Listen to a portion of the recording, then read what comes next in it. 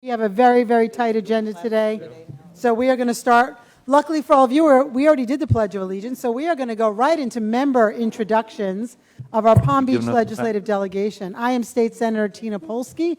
I represent District 30. I represent southern parts of Boca Raton, and I also have Broward County. I'm going to start on my furthest right with Representative Waldron. Everyone, please state your district and geography. Thank you. Hi, I'm Representative Catherine Waldron. I'm in District 93, which is Wellington, Western Lake Worth, and Green Acres. Thank you for being here. I'm Representative Rick Roth, District 94, from the Martin County line to Southern Boulevard. I'm west of the Turnpike all the way out to Arden, continuing out to Belglade, Pahokee, and South Bay. So I have the largest district in Palm Beach County, District 94. Thank you for being here. Good afternoon, everyone. My name is Joe Casello. I represent District 90, which incorporates the great city of Boynton Beach and Delray Beach, down to the Boca line. Thank you.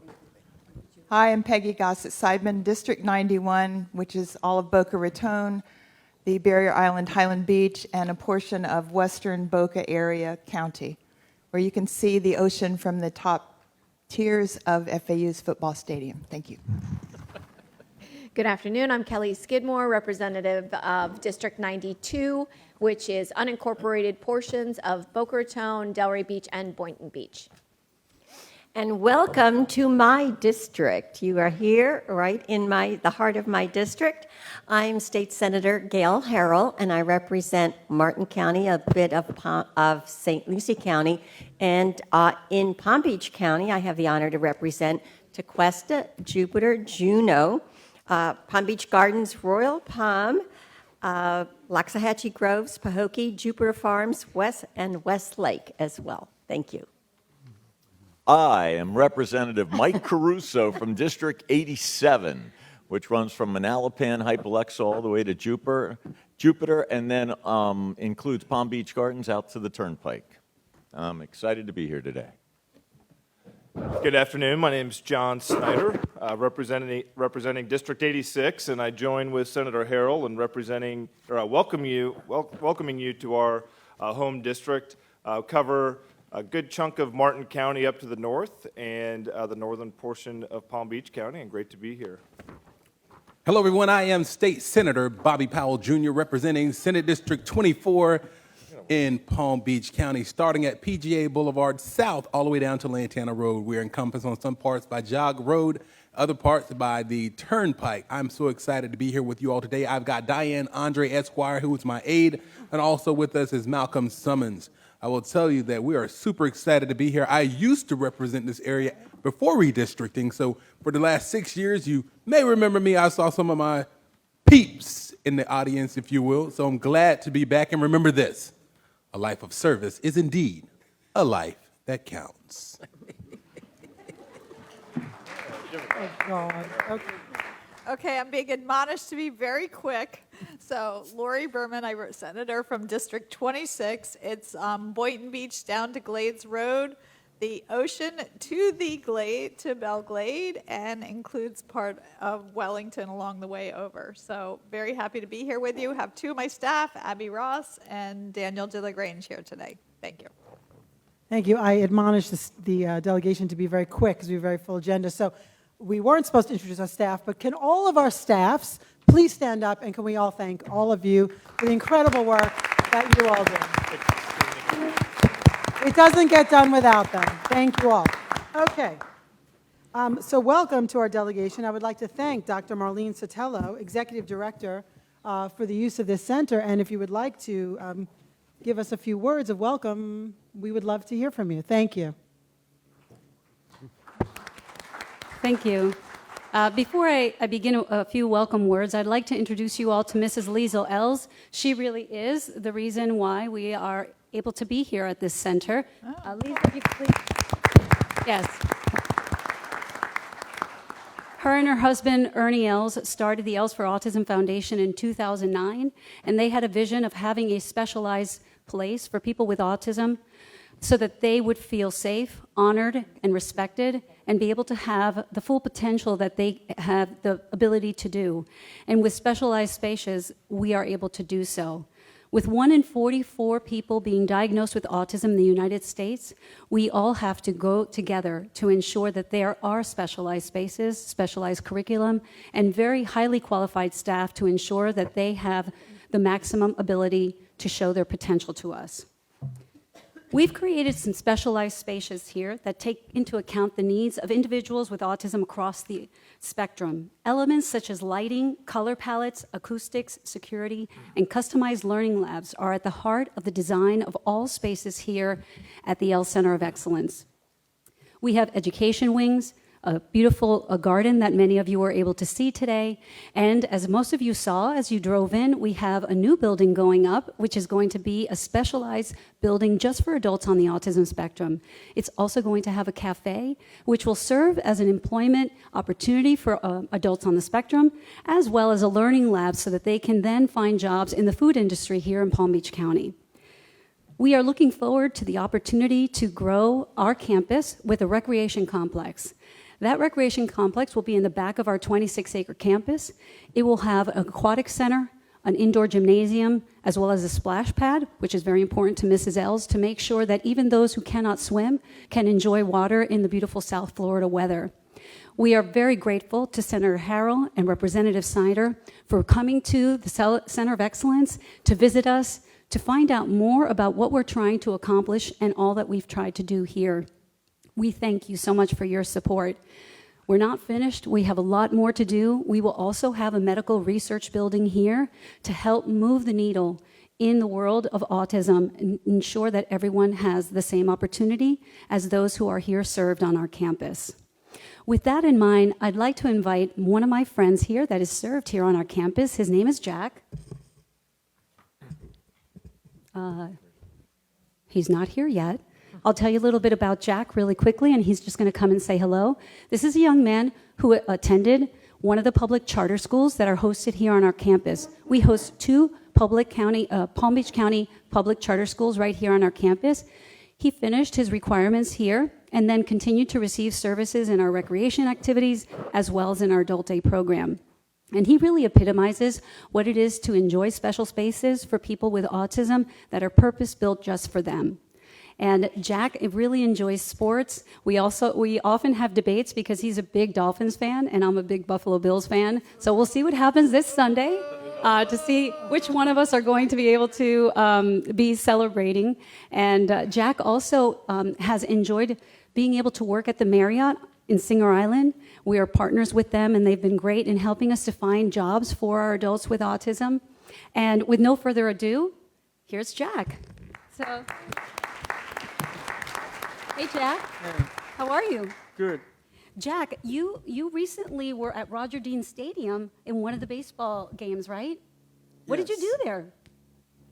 Throw first pitch. You threw the first pitch? Wow. Oh, my goodness. And who helped you practice? The baseball players. The baseball players. That's so cool. And how do you like working at the Marriott? Good. I like work at the Marriott. Yes. What part of the Marriott do you work in? Is it The swimming pool. That's right. And did you know that we're going to have a swimming pool right here one day on our campus? Yep. What do you think about that? Yes. Yes. That's right. And by the way, Jack, I was just wondering, who's going to win the game on Sunday? The Miami Dolphins. Awesome, Jack. Well, you want to say thank you to everybody for coming? Thank you for coming. Everybody. Jack. Thank you. Thank you, Jack.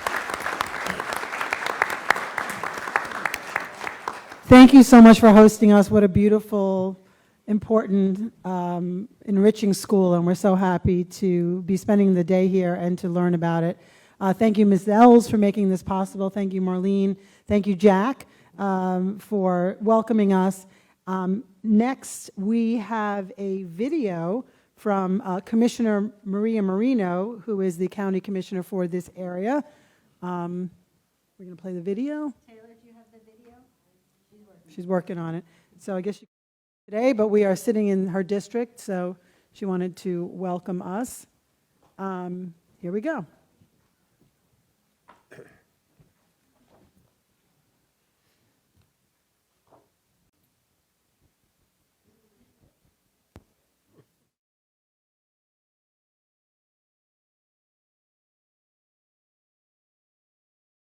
This great center has received money from the legislature, and we hope that you will continue to have the dollars flow into our district.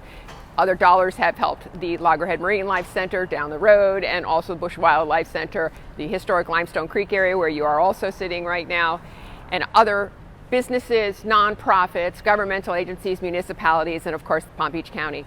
So when you're thinking of where to spend the dollars, please bring them home to our county. Thanks and have a great day. Thank you, Commissioner.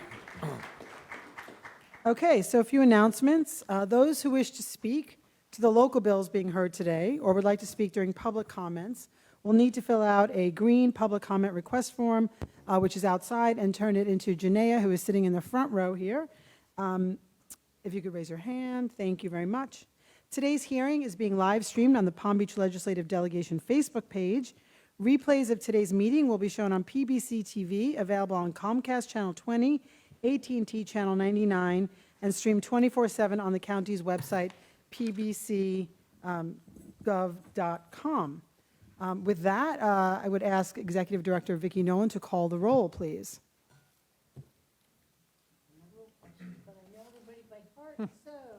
Senator Berman. Here.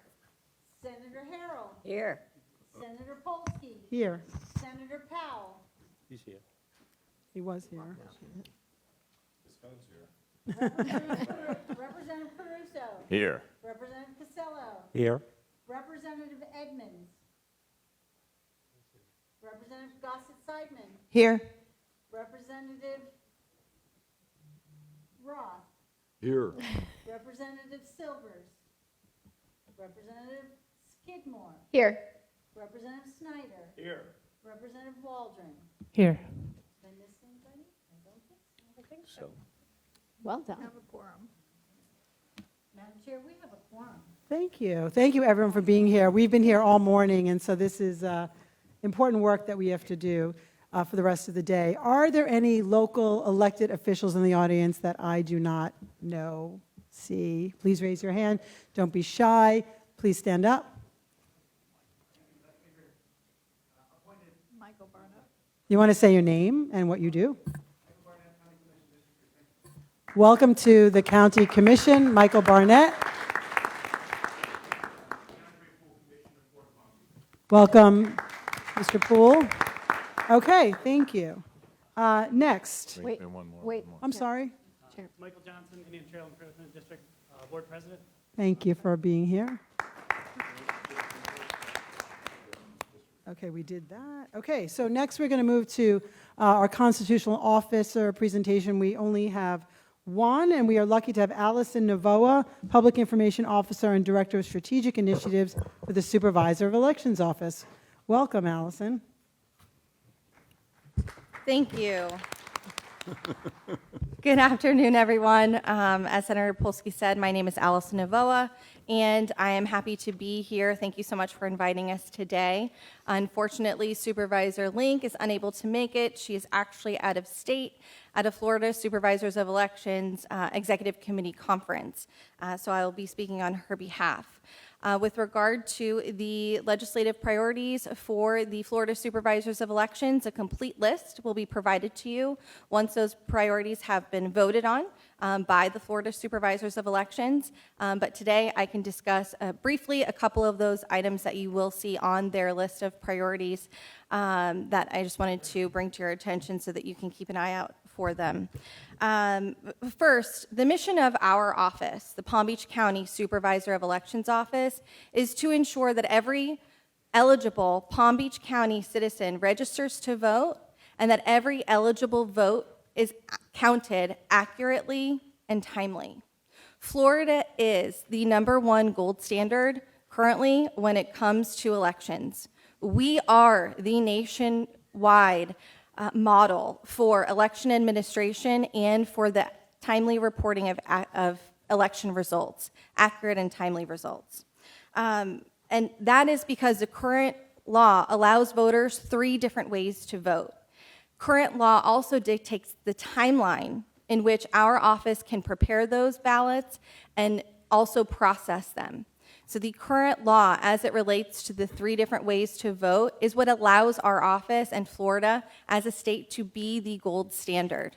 One of the issues of the priorities is related to Section 31 of Senate Bill 524. That section proposes that a voter on a return vote by mail ballot provides personal identifiable information, including with their signature on their return vote by mail ballots. The Florida State Supervisor of Elections has prepared a work group report with regard to Section 31 of Senate Bill 524. It is short, it is succinct, and it explains why the implementation of that section will no longer allow Florida to be the gold standard as related to the timeliness of the results of elections. The implementation of Section 31 will not allow Florida to report results on election night. So I encourage you, when that work group report comes across your desk, please take a look at it. It's a logistical and financial essential nightmare for the reporting of those results. Also, you may see some requests for clarification regarding the public inspection process. Palm Beach County specifically has a very robust and transparent process regarding the public inspection process, but the state supervisors of elections may ask for some clarification since some of the various supervisors went about that process a little bit differently. But most importantly, we are here to be a resource as you consider new legislation. There is a lot of misinformation and misunderstood information about the elections process and how and everything involved in conducting a safe election and election security. So we would like the opportunity to, for you to allow us to walk you through the current proposed legislation and what effects, good or bad, that may be, because we are here to support you. And of course, as many of you know, Supervisor Link welcomes your calls anytime, day or night. She is available, so we just ask for that opportunity to explain any questions you may have. Well, thank you very much for your time. Thank you so much for joining us. Okay, we are going to start with our presenters. We have 19 scheduled, and I'm sure a lot of additional public comment. Public comment on general presentations, not on the local bills at this time. If you want to speak to the local bills, that will be after we're done with all the presentations. Because we have so many speakers, I'm sorry, I have to limit you each to 2 minutes. And you may speak, and then members may ask you questions. We'll try to keep that quick as well. And so again, if you want to fill out a public comment outside, and then please give it to Janae in the front row. I'm going to call a few names at a time. If you could please line up behind the lectern so we can go one by one by one. So first presenter we have is Dr. Stacy Volnick, the interim president from Florida Atlantic University. Next up, Dr. Deborah Schwinn, president, Palm Beach Atlantic University. You may begin. Are we good with time? You may begin. Thank you. Thank you. Good afternoon, Chair, Vice Chair, and members of this delegation. I'll be respectful of your time and keep my comments brief, as you mentioned. I'm Stacy Volnick, interim president of Florida Atlantic University. I assumed this role on January 1st following President Kelly's departure. I'm a triple FAU alum, earning my bachelor's, master's, and most recently my doctoral degree from Florida Atlantic. I also have been administrator for 31 years in higher education and recently served as the university's chief operating officer and vice president of administrative affairs. Today, Florida Atlantic University is one of the nation's most diverse public universities, with more than 55% of its students coming from historically underrepresented groups. Additionally, more than 40% of our students are low income and Pell Grant eligible. Since 2014, FAU has more than doubled its four-year graduation rates and did so with 0 equity gaps. I need to repeat that, 0 equity gaps. This means that regardless of race, income, or first-generation status, students from all backgrounds achieve at Florida Atlantic University. I am also a first-gen student. As our graduates join a network of nearly 200,000 FAU alum from around the world, I'm incredibly excited to lead this institution as we continue to pursue an ambitious agenda and begin the search for our next president. During the 2023 session, FAU's legislative agenda will center around initiatives in healthcare. As you know, Florida's population is growing, particularly within the 5-county area that Florida Atlantic serves. With more than 4 million residents as the 2020 census, the southeast coast of Florida, from Indian River to Broward counties, is home to nearly 1/5 of the state's population. With this growth comes an increased pressure on the area's healthcare system as our state faces significant shortages in nursing, physicians, and affiliated healthcare workers. FAU remains committed to addressing these challenges. FAU Health, an initiative, has been bringing premier academic medicine to Southeast Florida by facilitating collaboration and innovation among a variety of healthcare specialties and partner organizations, which allows the university to enhance and expand its healthcare-related education programs while addressing the critical workforce shortages. Soon, Florida Atlantic will submit a request for operational and PICO funding for its proposed College of Dentistry. With approval, it will become the second public-funded dental college in Florida. As a community-based college, it will be housed in a new state-of-the-art facility on FAU's Boca Raton campus and will train 90 dentists per year as it seeks to address the critical shortage of dental professionals throughout Florida. In addition, FAU has submitted requests to increase enrollments in our Charles E. Schmidt College of Medicine and our Christine E. Lynn College of Nursing. We're working to keep Florida at the forefront of higher education in our country, and support from individuals like you is paramount to our success. I appreciate your time. Thank you, and thank you for your service to this great state of Florida. And go Owls. Welcome. Congratulations on your appointment, Dr. Thank you Volnick. so I look much. forward to meeting with you personally, as a few of us represent the Boca area. So congratulations. Thank you. I look forward to that, too. Hopefully we'll see you in Tallahassee. Absolutely. Okay, so after Dr. Schwinn, we have Larry Ryan and Rich Bartholomew. Welcome, Dr. Schwinn. My name's Deborah Schwinn, and I am president at Palm Beach Atlantic University, located in downtown West Palm Beach. PBA is planning a new building within our business school, and a key feature within that building will be a Center for Financial Literacy. 32% of Americans run out of money before payday, and 24% of millennials do not understand basic financial concepts. Addressing such needs, our business professors not only teach people how to make money, they also teach people how to keep money. And to that end, each year, this new center will offer a financial literacy course open to the public. The public will also have access to financial coaching, seminars, workshops, and outside speakers within walking distance to the vibrant downtown West Palm Beach business community. As context, PBA just welcomed our largest class in the history of our institution to our downtown campus, and business majors are the absolute top major in our institution currently, and this provides many outstanding graduates for businesses locally. In the next few weeks, we will undergo the last of a 7-year process, the last site visit for AACSB accreditation, which would put PBA's business school in the top 5 to 6% of business schools globally. This will provide even stronger attraction for this and will attract more people to our Center for Financial Literacy. Thank you very much.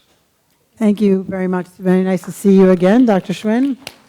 Okay, next up, Larry Ryan, CEO and president of ChildNet, Inc., and after Rich Bartholomew, we have Jonathan Ortiz-Smikla. Thank you, Madam Chair. A year ago at FAU, with great trepidation, I told this delegation that we would need an increase statewide of $45 million in child welfare funding to increase case management starting salaries to $45,000. Amazingly, the Florida legislature increased statewide funding for child welfare by $150 million. It was an amazing, unprecedented gain. Of that, the bulk of that did go elsewhere in the state to areas that desperately needed it, to areas that were in much more crisis than we were locally. That said, Palm Beach got $2.75 million in new recurring funding. We nearly immediately invested that in increasing those case management salaries, not to $45,000, but to $50,000 a year. Thank you, because it has made a difference. For the first time in 3 years, our dependency case management workforce in Palm Beach County is fully staffed and has been for the last month. We are indebted to you, and the children and families are truly indebted. That said, we need more. Our real challenge, some of our colleagues and our partners still have tremendous workforce issues. We can't get background screenings done because the Department of Children and Families or law enforcement are hurting for staff. We can't get recruitment of foster parents because our foster home management agencies are understaffed. So we still need more there. The other thing we need is we need to serve the teenagers who are duly dependent and delinquent much better. We need to invest in doing that, and it's more than money. We need to support the providers that do that because people are hesitant to do that. They are scared about the liabilities. They are scared about being on the front page of the newspaper. We need to support them, develop them. We need to develop innovative programs that are different than what we've done. So I will be coming to you all in the coming session or before, seeking your support on that. Thank you very, very much. Thank you. Question. Yes. Thank you. Thank you, Mr. Ryan, and I know you work really hard, but speaking of the front pages, could you comment a little bit about the articles in the Sun Sentinel about foster children being trafficked? I would absolutely love to, and I was wondering if that would be passed. And it's sort of a sensitive area, and again, one of the reasons that I never commented was because there is a lawsuit that I have to be very careful to not be addressing anything that might go there. Sun Sentinel missed an incredibly important opportunity to really get into what is a tremendous, tremendous problem and challenge.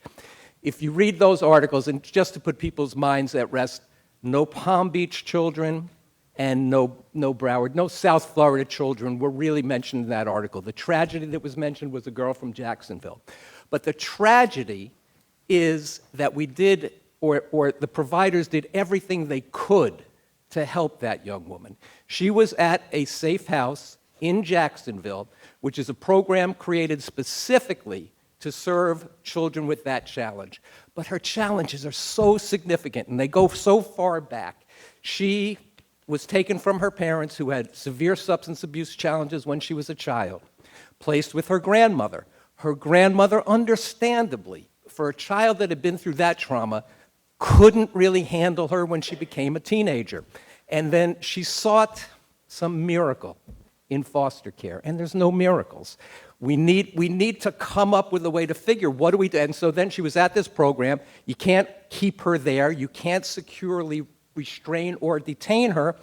And the perpetrator, the lowlife, the abuser who trafficked her was able to make contact with her because you can't stop that. And then, regrettably, she ended up leaving the program without permission, but there's no way to stop her, and she came to an untimely demise. There was a subsequent article about a young woman who was not in foster care, but almost identical circumstances. Parents substance abusing at an early age, removed from them, placed with a grandmother, went into substance abuse and mental health problems herself, and fell into prey to that. So it's a very, very complex problem that I think needs, as I was saying, needs novel and different solutions. And we really need to rethink the way we attend to those problems. So thanks for the opportunity, Senator. Thank you. Thank you so much. We'll see you in Tallahassee. Thank you. Rich Bartholomew, League of Women Voters of Palm Beach County. Madam Chair, Madam Vice Chair, members, thanks for the opportunity to talk with you again today. Our local League Advocacy Committee, which I chair, intends to serve a very specific, nonpartisan purpose in 2023. We want to support positive local initiatives at all the levels of government. Examples of this will include the housing policies that are going forward in multiple places that you've been talking about already this morning, things you will be working on in Tallahassee, municipal school efforts to improve operations, and your work to advance local government and community interests. As someone who once held the responsibility for intergovernmental relations in a very similar county, I am an admirer of this system that you use to gather, staff, and pursue the needs of your constituents. Our local league appreciates the hard work that it takes to fashion amendments, gain funding, and make progress on the wide array of topics that you will try to address during the session. As your task goes forward, we'll be available to support you whenever we can to help inform the public about the good work you're doing on the non-headline grabbing subjects so important to the people you're listening to today. When the final delegation report is issued later this year, we'll organize an event designed to help the public understand what you've been able to do in the very difficult circumstances of this divided time. We know that you're going to work on a bipartisan basis in our interests. We look forward to working with you. If you want to reach us, it's very easy. It's advocacy@lwvpbc.org. Thank you very much. Perfect timing. Excellent. Thank you so much. Following will be Terry Ann Paolo. Good afternoon, Jonathan. Good afternoon. Thank you for allowing me to speak as part of today's agenda. My name is Jonathan Ortiz-Smekla. I'm the Chief Advancement Officer at Center for Creative Education. We're a nonprofit 501c3 that has served Palm Beach County for nearly 30 years. Today I am here to request state appropriation funding for a brand new Arts and Science Center that will serve the community at large with after-school programs, as a host for arts and culture events, as a field trip destination, and as a community hub with available meeting spaces. We have a new campus where we've successfully renovated an existing building on the site to house our newest initiative, the Foundation School, which leverages our unique model of teaching and learning through creativity and the arts. We focus on students living in poverty who are behind academically and are zoned to attend a school that performs poorly on state standardized testing. This approach will improve education across the state of Florida. This appropriation request is specific to a $4 million in support of the construction of the Arts and Science Center. This is a $7 million project that these appropriations would support. The Arts and Science Center will allow us to continue to provide quality cultural programming with a new performance theater and art gallery. In the past, we've successfully connected with our neighbors at low to no cost for things like multiple performances of Black Wall Street, a one-woman performance about the famed Mexican artist Frida Kahlo. We hosted art exhibition receptions that highlighted Palm Beach County history and partnered with the likes of Spady Museum, the Historical Society, and even with the Smithsonian. After-school programs for elementary, middle, and high school age students will thrive in the new Media Arts Wing and Science Wing. Children will have access to a recording studio, art studios, science labs, and robotics. Adults will also have the opportunity to host meetings or conferences in the center, and we've also partnered with DePorres Place to offer classes in basic adult literacy and English for non-native speakers. This Arts and Science Center is a sign that everyone in this room, especially the Palm Beach County Legislative Delegation, is committed to ensuring that our community becomes the best version of itself. Thank you. Thank you. Do you have a sponsors already for your appropriation request? I've had representatives, yes, Representative Edmonds and Senator Powell, and I've had representatives from nearly every office here for a tour in December. Okay, wonderful. Well, best of luck with that. Thank you so much.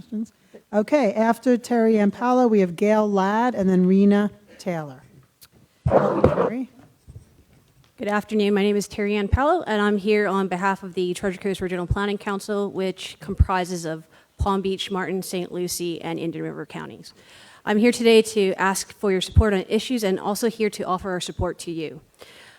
In your packet, there are several resolutions, one of which is a resolution for the support of statutory changes that will lead to coordinated and strategic investment of state funds for water resources using a structure modeled on the Florida Transportation Commission and Florida Transportation Plan. Another resolution that is jointly issued with the South Florida Regional Planning Council is a support for increased flexibility for local governments in addressing affordable housing needs. In addition, I just saw that Victoria passed out our comprehensive economic development strategy plan. It had just undergone a 5-year rewrite, so I encourage you to look it over. It lists several objectives and goals for our region for economic prosperity. And in addition, I wanted to make you all aware of the available brownfields funding that the council has. We have a $600,000 grant for brownfields assessment. In addition, we also have $1.7 million to lend through our revolving loan fund for brownfields. Thank you. Thank you. Thank you very much. Gail Ladd. Hi, good afternoon. I'm Gail Ladd from here in Jupiter. I want to thank you all for this opportunity to speak and for your service to all of us. I'm a member of the Sierra Club Loxahatchee group that represents Palm Beach, Martin, St. Lucie, and Okeechobee counties. There are many issues we're concerned with, but today I wish to ask for your help in a couple of them. Endangered manatees, Florida's official marine animal, are dying, starving to death, mainly due to lack of seagrass and other aquatic vegetation. The seagrass, which needs sunlight and clean water to survive, is dying. They are dying mainly due to, mainly due to agricultural pollution from farm runoffs into waterways and climate change, warming waters due to our reliance on oil and natural gas production. I ask that you as a legislative delegation promote policies and funding that will protect our waterways and encourage more non-fossil fuel energy production. Secondly, I ask that policies and funding be provided to encourage green harvesting of sugarcane in the glades. After hearing on the weather report the other day that smoke was in the air, I noticed grit and black residue on my car, known as black snow. It is dirty and an eyesore, but most of all, it's unhealthy. It's dangerous to breathe. Imagine those who have asthma or other breathing conditions who live in the glades. We do not often here in the East have to deal with this issue, but every October, for a few months, those who live there have to secure their windows and restrict their time outside instead of enjoying the cool winter weather and outside activities. Green harvesting is used by countries such as Brazil and is more profitable in the long run. Big Sugar needs to be encouraged to do so too. Thank you. Thank you very much. I'd just like to take a moment to recognize newly elected Commissioner Baxter, County Commissioner. Can you stand up? Is she here? Oh, all right, welcome. Welcome. We'll see you at the next meeting. Okay, next up after Rena Taylor, we have Sharon LaHaru and then Marilyn Ritchie. Good afternoon. My name is Rena Taylor, and I'm the supervising attorney of the Legal Aid Society of Palm Beach County Public Guardianship Program. We cover the counties of Palm Beach County, Martin County, St. Lucie County, and Okeechobee counties. I'm here to share with you our 2023 legislative priorities of the Florida Public Guardian Coalition. I provided a handout through mail. Hopefully you have it. I'm asking that you please maintain the base recurring general revenue funding that the public guardianship programs, which is funded in the health care appropriations budget. We're not asking for an increase. We're just asking the legislature to maintain the same level of funding so that our programs can continue to provide the services and the return on the investment for the communities that we serve and the state of Florida. These funds, it's important to realize that these funds are tied to individuals, and without that funding, these individuals will lose their public guardianship representation, which is the backstop for public guardianship system in Florida. If they would lose their funding, they would lose their guardians. And in the fiscal year of 2018-2019, Florida's 17 local public guardianship offices produced substantial cost savings to the state, more than 3.5 times the amount allocated, or over $29 million for 1 year. This was determined by a Department of Elder Affairs 2019 price per ward study. And what we actually do on behalf of our clients is that we serve the state's most vulnerable individuals. This is a population of individuals who are basically indigent. They're mostly all on Medicaid. They have no family or friends who are willing or able to provide support for them or to make decisions on their behalf. We have case managers that go and visit them, usually the only visitors they have. They determine what their needs are, and they make sure that their needs are met through healthcare decisions, through appropriate placement in facilities if they need that. They have been adjudicated by the court to be incapacitated and unable to make these decisions on their own. So what we're asking is that you maintain the same base funding. And finally, we're asking that you support legislation this session which will help improve end-of-life care for the state's wards. And our proposed language accomplishes three main objectives. We're asking that the legislation that's proposed honors a pre-existing order not to resuscitate. If this individual had previously expressed their wishes through a written document, this would ensure that their wishes would be honored in the guardianship. Madam Chair, I'm sorry? can I ask a question? Okay. Yes. Yeah, I'm sorry, the time has. Oh, okay. So basically, we're just asking that if anyone would be willing to set up a meeting one by one to discuss this, that would really be appreciated. Okay, if you could stay for a moment. Rep. Edmondson? Edmonds, I'm sorry. No problem. Ms. Taylor, Yes. how many people did the program impact in 2022? Our program itself? The public guardianship program you're speaking of. Okay. Through the whole state, because there are 17 offices throughout the state of Florida.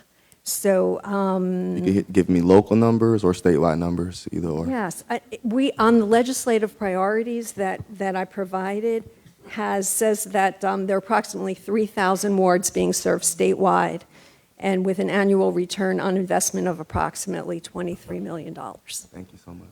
Thank you. Madam Chair. Yes. That's Rep. Skidmore. Hi. Thank you so much, Madam Chair. Ms. Taylor, after the meeting, if you'll get with me or my staff, I'd like to talk with you about the end-of-life care proposals you have. I served for 2 years on the committee that was set up many years ago, the panel for the study on the end-of-life care. So if there's something Wonderful. I can do to be helpful, I'd like to talk with you about it. Really appreciate that. Thank you so much. We'll do that.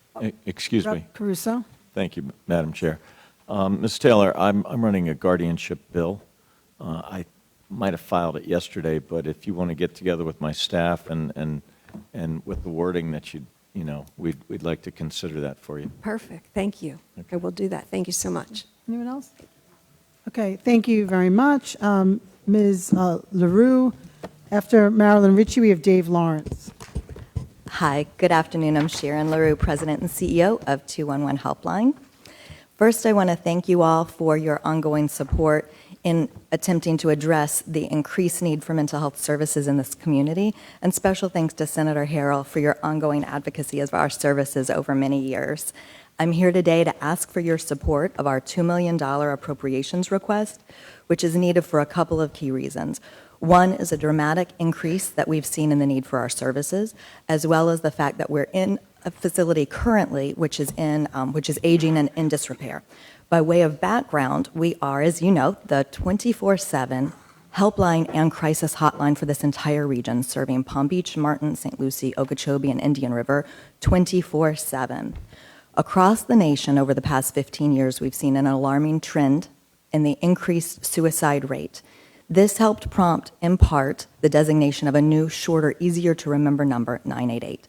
The way that number works nationwide is that calls to that number are routed to the local crisis line to respond to them. Here in this area, our 211 team is that crisis line responder, as we have been all along.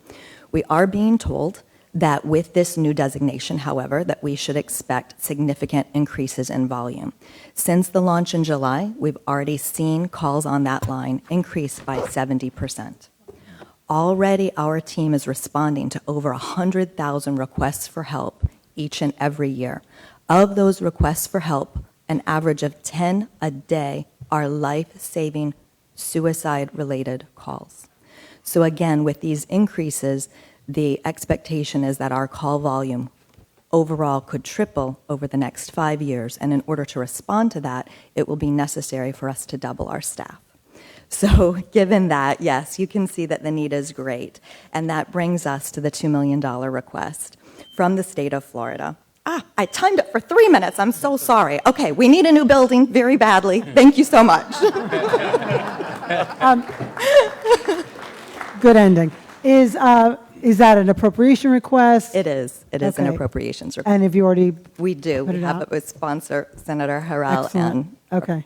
Okay. All right. Any Thank you. questions? Oh, we have a question. Rep. Great. Caruso? Yes, thank you, Madam Chair. And I want to thank you, Ms. LaRoe, for the work that your organization does in the mental health arena.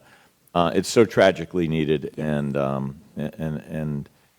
you come through shining stars with just a great work you're doing. And I encourage any member here and all the new members to get together with you to visit the center, the call center. It's amazing what you've got going on there. And I've heard the calls. Thank you. And I don't know how your people do what they do, but God bless them. Thank you so much, Representative Caruso. Sometimes I don't know how they do what they do as well. And yes, everyone is invited to see it. It is very meaningful when you hear the calls coming in and you can listen to people taking them, and also very sad when you see the facility they're working on. Okay. Quick question, Madam Chair. Yes. Hold on, please. Rep. Waldron. Yeah, I just want to say, as somebody who's, my youngest son actually works for American Psychiatric Association, Yes. so he prepped me on the 988 a long time ago. Great. And their concern remains the staffing and the funding for the staffing, because it's very important. And I know that, I think there's an article a month or two ago where they were getting voicemail. Now, I don't think it was here. No, it's but definitely not here, I don't but think it's a concern. when you're having a mental crisis, that's the best thing to happen. So I think whatever I can do to help. Thank you so much for that. I appreciate it. Thank you so much. Thank you. Marilyn Ritchie, did you have a question? It's fine. Hello, good afternoon, and thank you for your service. I don't know how you do it. As a member of the League of Women Voters Palm Beach County Health Committee and their representative on the Florida Mental Health Advocacy Coalition, I'm the perfect person for after her, because I'm here to talk about the new national 988 number. 988 is an important step to helping people living with mental illness and their families. As a parent of a person living with mental illness, I have navigated the mental health system for over 30 years. 988 is groundbreaking. To have a number that those struggling with mental illness can call and receive compassionate care and actual help for their issues is amazing. Finding out that you're high-achieving high school, college student suddenly has a mental illness is terrifying and filled with grief. At present, our mental health system compounds the terror and grief by not having an easy way for families to get compassionate, competent help. 988 can change this. What should and will happen with your help is that when you dial 988, you'll get an immediate response. You're in crisis. A knowledgeable, compassionate person will take your call. You will get help finding resources to handle your crisis. It means that there are mobile crisis teams available if that's what you need in your district to dispatch to you. 988 means that you are not alone trying to figure out a complex mental health system. 988 means that your loved one will get the best of care available. 988 will save heartache and dollars. Please support the Department of Children and Families' plan to oversee and sustain an effective, compassionate crisis response system that begins with 988's easy access to care. When Floridians call for help because of thoughts of suicide or behavioral health crisis, it's vital they get help immediately. It's also important that the state and local communities assist the Lifeline Centers to work with our regional managing entities to collaborate with community behavioral health providers, such as the mobile response teams and centralized receiving facilities, to ensure that Florida residents in crisis receive a prompt and an appropriate response. Truly, it's almost unimaginable to me that such a system might happen. I mean, I'm a support group leader. Thank you. Oh, we can't let it fail. That's my. Wait, no, we have one question for you. And for my members, if you have questions, please turn your card up so I can tell. Representative Edmonds. Thank you, Madam Chair. So this is my first time hearing about 988. Could you just quickly walk me through? I have a mental health issue. I call 988. What is the process to rehabilitation? Well, what should be happening, and we're not there yet, and we do have some flyers that Marsha's going to be speaking a little bit longer, can give you on 9882 that will help you. You're supposed to get a person who can stay on the line with you 2 hours if you need it. Okay. But you get someone who understands mental health, who can understand the issue. Your child's psychotic. You want to get to them hospital. How do you do it? What do you do? And they can even then say, okay, we got a mobile crisis unit. They're coming to their house. But I would expect them to stay on the phone with me until that happens and maybe tell me which is a good hospital to go to. Where can I take them? And give me that kind of support. So I'm not, right now, people don't know what to do. They end up calling the police. That, I know from experience, does not work out well a lot of times. And it's the only illness where people can end up in jail because they're ill. It's really 988, I think, if it's done right, will prevent this. And I so hope it is. Thank you, Madam Chair, and I would love to schedule a meeting with you afterwards. Thank you. Did you have a question for that, I did. Thank you, Madam Chair. I'm sorry. Can't look at two Yes. places at once. Was it a request for funding, and how is this funded? You know what? Marsha probably can answer that better. Okay. Because she works she's actually has worked as director of NAMI, and I'm a volunteer. You did a great job. But Marsha will be here. Thank you. Thank you. Okay, next up is Dave Lawrence, followed by Andrea Virgin. Good afternoon. I'm Dave Lawrence, President and CEO of the Cultural Council for Palm Beach County. I'm joined here today by Council Vice President Jennifer Sullivan and Emmanuel Perry from the Tourist Development Council, as well as a number of cultural organizations that you'll hear from in just a moment. The mission of the Council is to support arts and culture in the Palm Beaches, Florida's cultural capital. We do this work by providing support services to cultural organizations and creative professionals, artists, administering public and private grants, enhancing local arts education, and promoting cultural tourism. We also advocate for cultural funding, which is why I'm here today. Every year, cultural organizations from around the state submit grant requests in 4 categories to the Florida Department of State's Division of Arts and Culture. These requests are vetted through a rigorous process, including live panel reviews. All grants must be matched dollar for dollar by the organization, and twice annual reporting is required. This process happens every year, and every year, funding for the program must be allocated during the legislative session. This year, the division has recommended funding 774 grants across the state at a total investment of $68 million in the 23-24 budget. These line items are considered by the Senate Appropriations Subcommittee on Transportation, Tourism, and Economic Development, on which Senators Polsky and Powell sit, and the House Infrastructure and the House Infrastructure and Tourism Appropriations Subcommittee, on which Representative Silver sits, before going to the full Appropriations Committee. We need your support. Among the total requests, there are 61 grants recommended to nonprofit arts, science, and history organizations in Palm Beach County for a total of $7.3 million, over 10% of the full funding request. The Cultural Council and our Cultural Advocacy Alliance, which is made up of arts leaders from around the county, recommends full funding for all projects. This funding is critical as the arts and cultural sector continue to recover from the pandemic. I urge your support. Thank you very much. Thank you so much. After Andrea, we have Marcia Martino. This is a perfect segue for Andrea Virgin, who is the president and chair of the board, the Center for Arts and Innovation.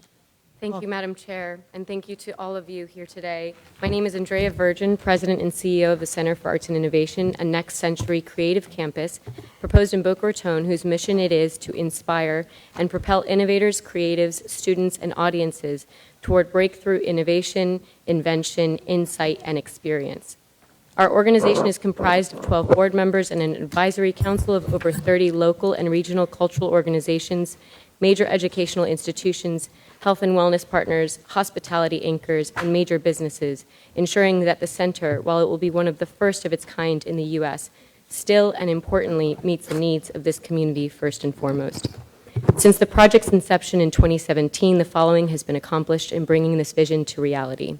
A 94-year, $1 a year ground lease and development agreement have been secured with the City of Boca Raton, completing a decades-long promise to city residents. A $30 million in total in cash, pledge commitments, and in-kind contributions have been secured. Of that $30 million, over 2 years of working capital runway is also in place. A world-class and renowned team of consultants have been engaged. Over a dozen statements of interest have been received for the role of the design architect, including Bjarke Ingels, Norman Foster, Herzog de Muren, and other leading firms from around the world. The center's leadership has continued to expand with the addition of incredibly impressive community leaders from all along the Gold Coast area. A proclamation from Palm Beach County has been issued acknowledging the dedication and anticipated impact of the project on the county. An aggressive schedule is on track to allow for a groundbreaking in 2025, the city's centennial celebration year, and a grand opening is slated for 2028. And importantly, the organization's mission and business model has been recentered from its original intent of simply infilling a 60-mile gap along our area for world-class cultural infrastructure to now also be equally focused on 4 critical and distinct pillars, which are innovation, education, creativity, and community, allowing the center to be fundamentally different yet complementary to what is here in the region.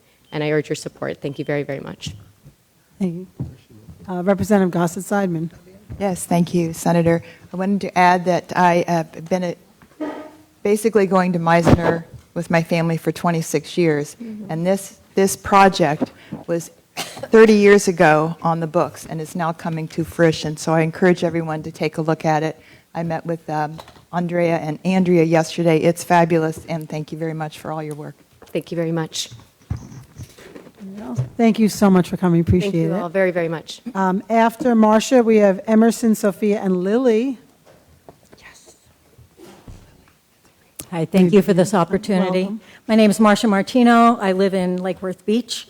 I'm speaking on behalf of the Florida Mental Health Advocacy Coalition, a statewide nonpartisan coalition that represents the voices of families and individuals living with mental illness.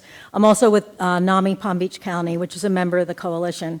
I'd like to address an important new service that for the first time gives people easy access to mental health care and suicide prevention, 988, the new 3-digit number for suicide crisis lifeline.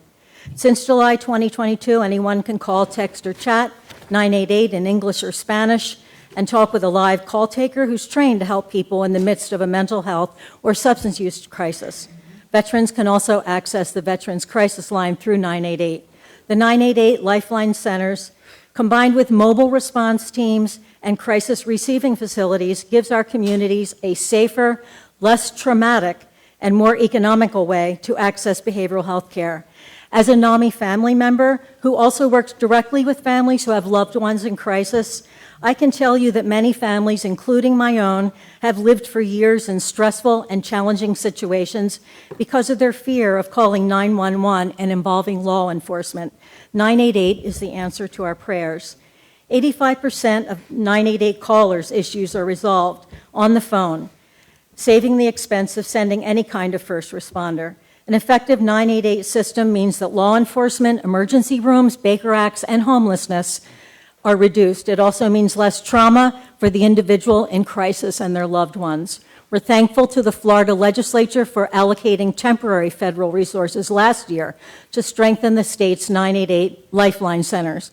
We're also grateful to you for approving a record increase for reoccurring funding for behavioral health services in this year's state budget, including the expansion of mobile response teams. My ask of you today is to continue your support to expand our community-based crisis response system. Please support the relocation of Palm Beach County's 211 service to a safe and functional facility, and please support sustained funding for the 988 system in Florida. Thank you. Thank you very much. On deck is Rafael Clemente.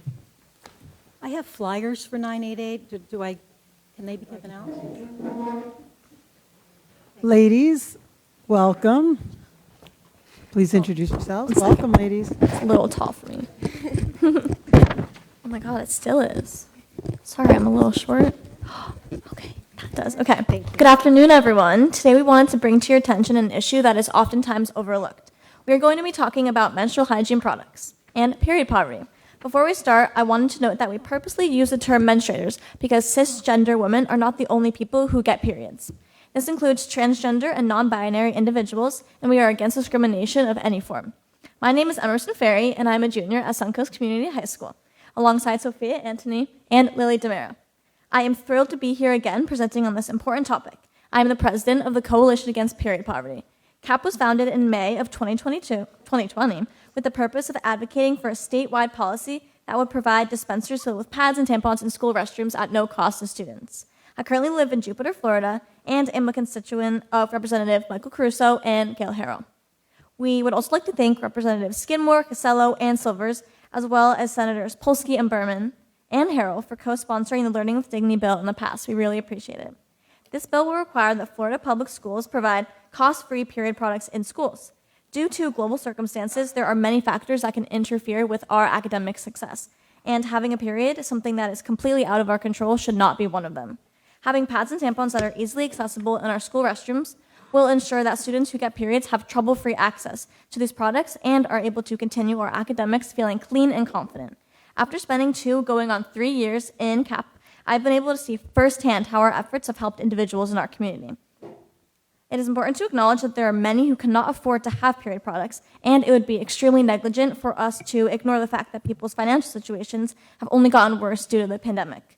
This upcoming session, we expect Senator Book and Representative Skidmore to refile the bill, and we ask that each of you become co-sponsors. We believe that all menstruators deserve access to necessary hygiene products. Thank you so much for your time, and we look forward to connecting with you after the hearing. I am not a Dolphins or Bills fan, but let's go Jets. Any questions? Oh. Are you? Do you have a question? Yeah, you have a question? Oh, okay. Comment. Go ahead. Thank you, Madam Chair. I just want to congratulate you and thank you again for all of your efforts for helping us understand this issue and how it impacts your education and the education of girls and others all throughout the state. I am very much looking forward to working with you and getting this legislation heard and passed in the legislature.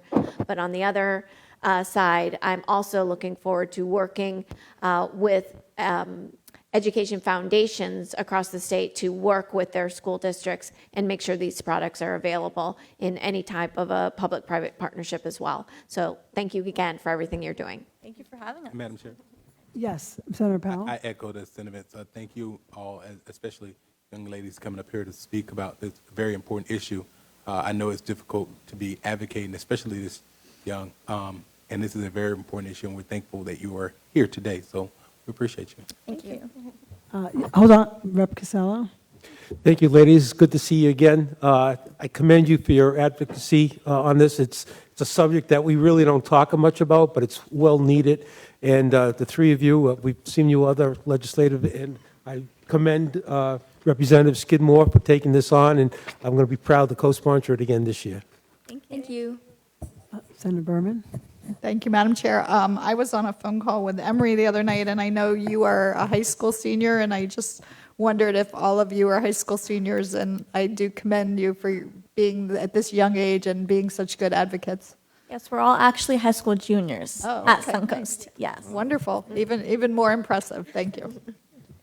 Okay, well done, ladies. Thank you so much. So, good afternoon. My name's Lily DeMera. As said, I'm also a junior at Suncoast Community High School. I'm currently a resident of West Palm Beach and a constituent of Senator Powell and Representative Edmonds. I've been an advocacy lead for the Coalition Against Period Poverty for 2 years. Because of the immense taboo surrounding period poverty, this subject is not something that many people talk about or even know about. According to the research article, Think's State of the Period, 23% of students have struggled to afford period products. Additionally, 3 in 5 students say that they rarely or never find free period products in school restrooms. Because of the pandemic, period poverty has increased immensely. 18% of students believe that COVID-19 has made it more difficult for them to do their best schoolwork while on their period. Before COVID-19, menstruators who didn't have access to period products were at a great disadvantage, but as the pandemic went on, these items were and are more scarce than ever. As you can see, the need for menstrual hygiene products is widespread, and it's incredibly important for every one of you to support this cause.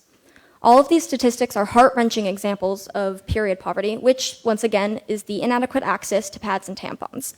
When menstruators don't have access to products, they're unavoidably forced to use unsafe alternatives such as cardboard, rags, or even newspaper, which can lead to physical health risks and infections. Nationwide, people who menstruate feel ostracized from basic activities or socializing just because they're not able to get the proper necessities. Taking that into account, what we must do is think globally, act locally, and join the fight against menstrual inequity. Taking that, at a personal level, please don't be afraid to talk about periods and normalize them in all environments. In schools, homes, workplaces, periods shouldn't be a taboo topic. Educate your kids, your family and friends, your colleagues to stop associating periods with shame or indignity. Thank you, legislators, for your time and commitment to the community, and thank you for your attention today. We look forward to working with you in the future. Just want to let you know that we're signed up as like 3 separate people, so we're going to be like. They weren't listed as All right. Okay, yes, I will. Okay, my name is Sophia Antoni. I am a junior at Suncoast Community High School, who is a resident of West Palm Beach. I currently serve as an advocacy lead in the Coalition of Period Poverty. I'm a constituent of Senator Powell and Representative Edmonds.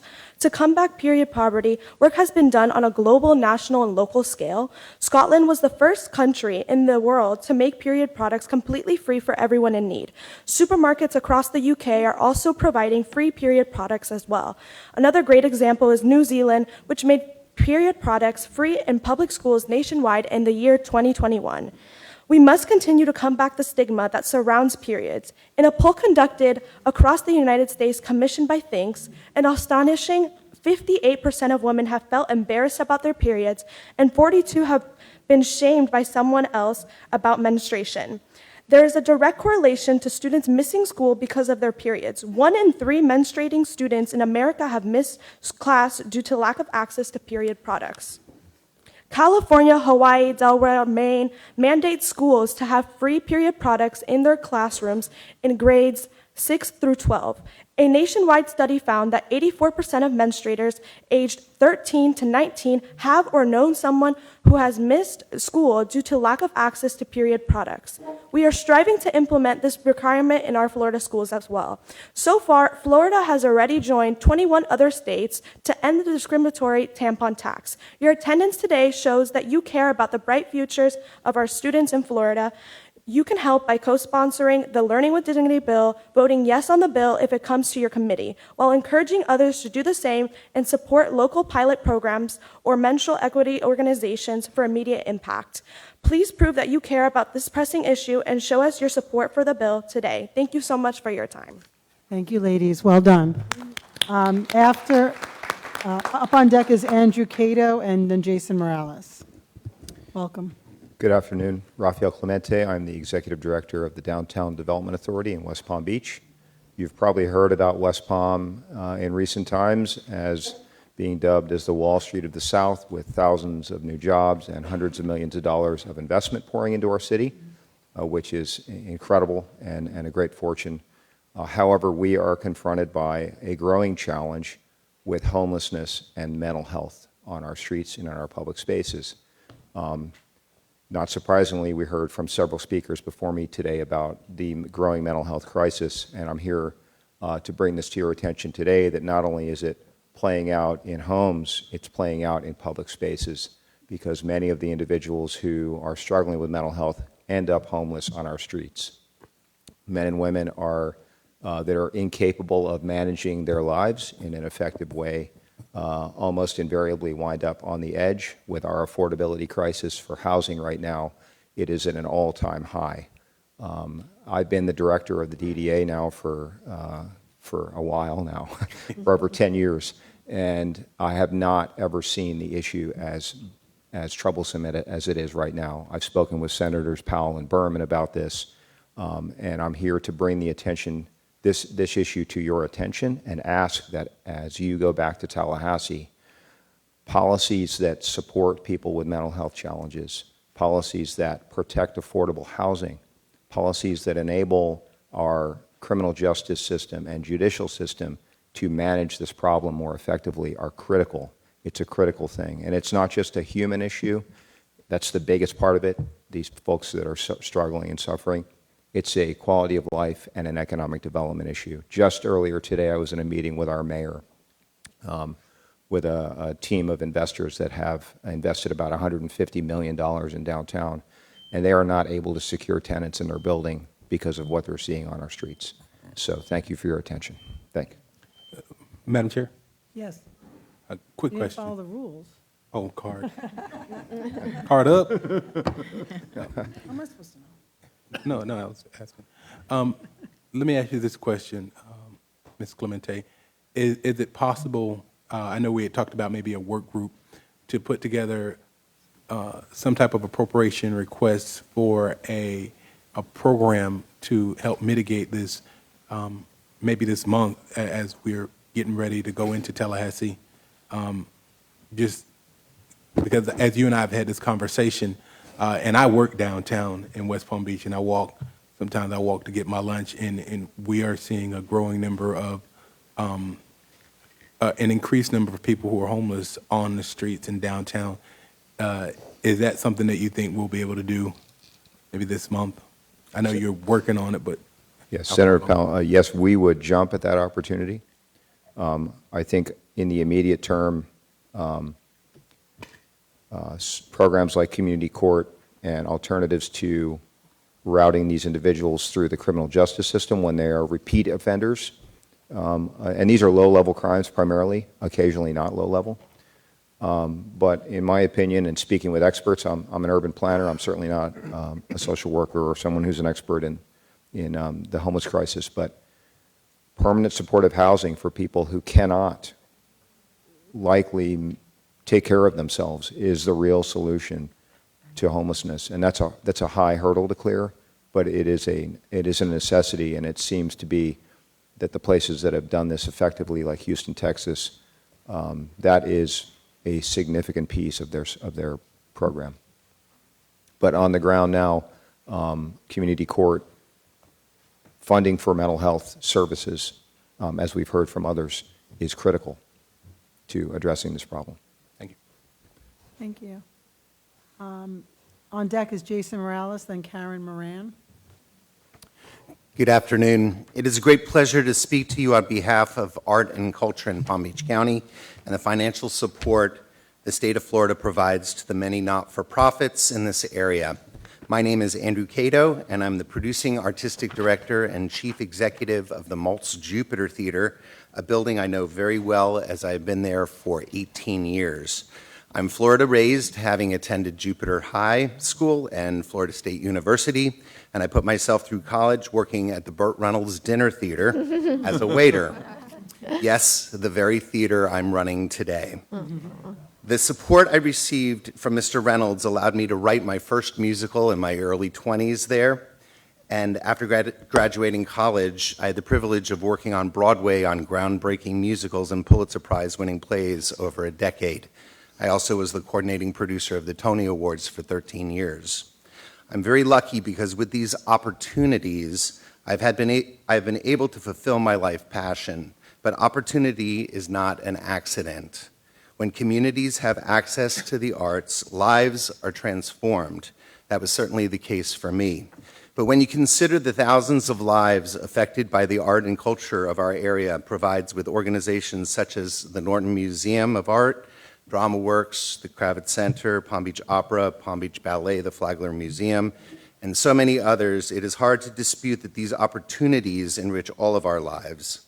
Arts funding has been cut in the schools, has become a major part of our organization's missions, providing access and scholarships to our various disciplines.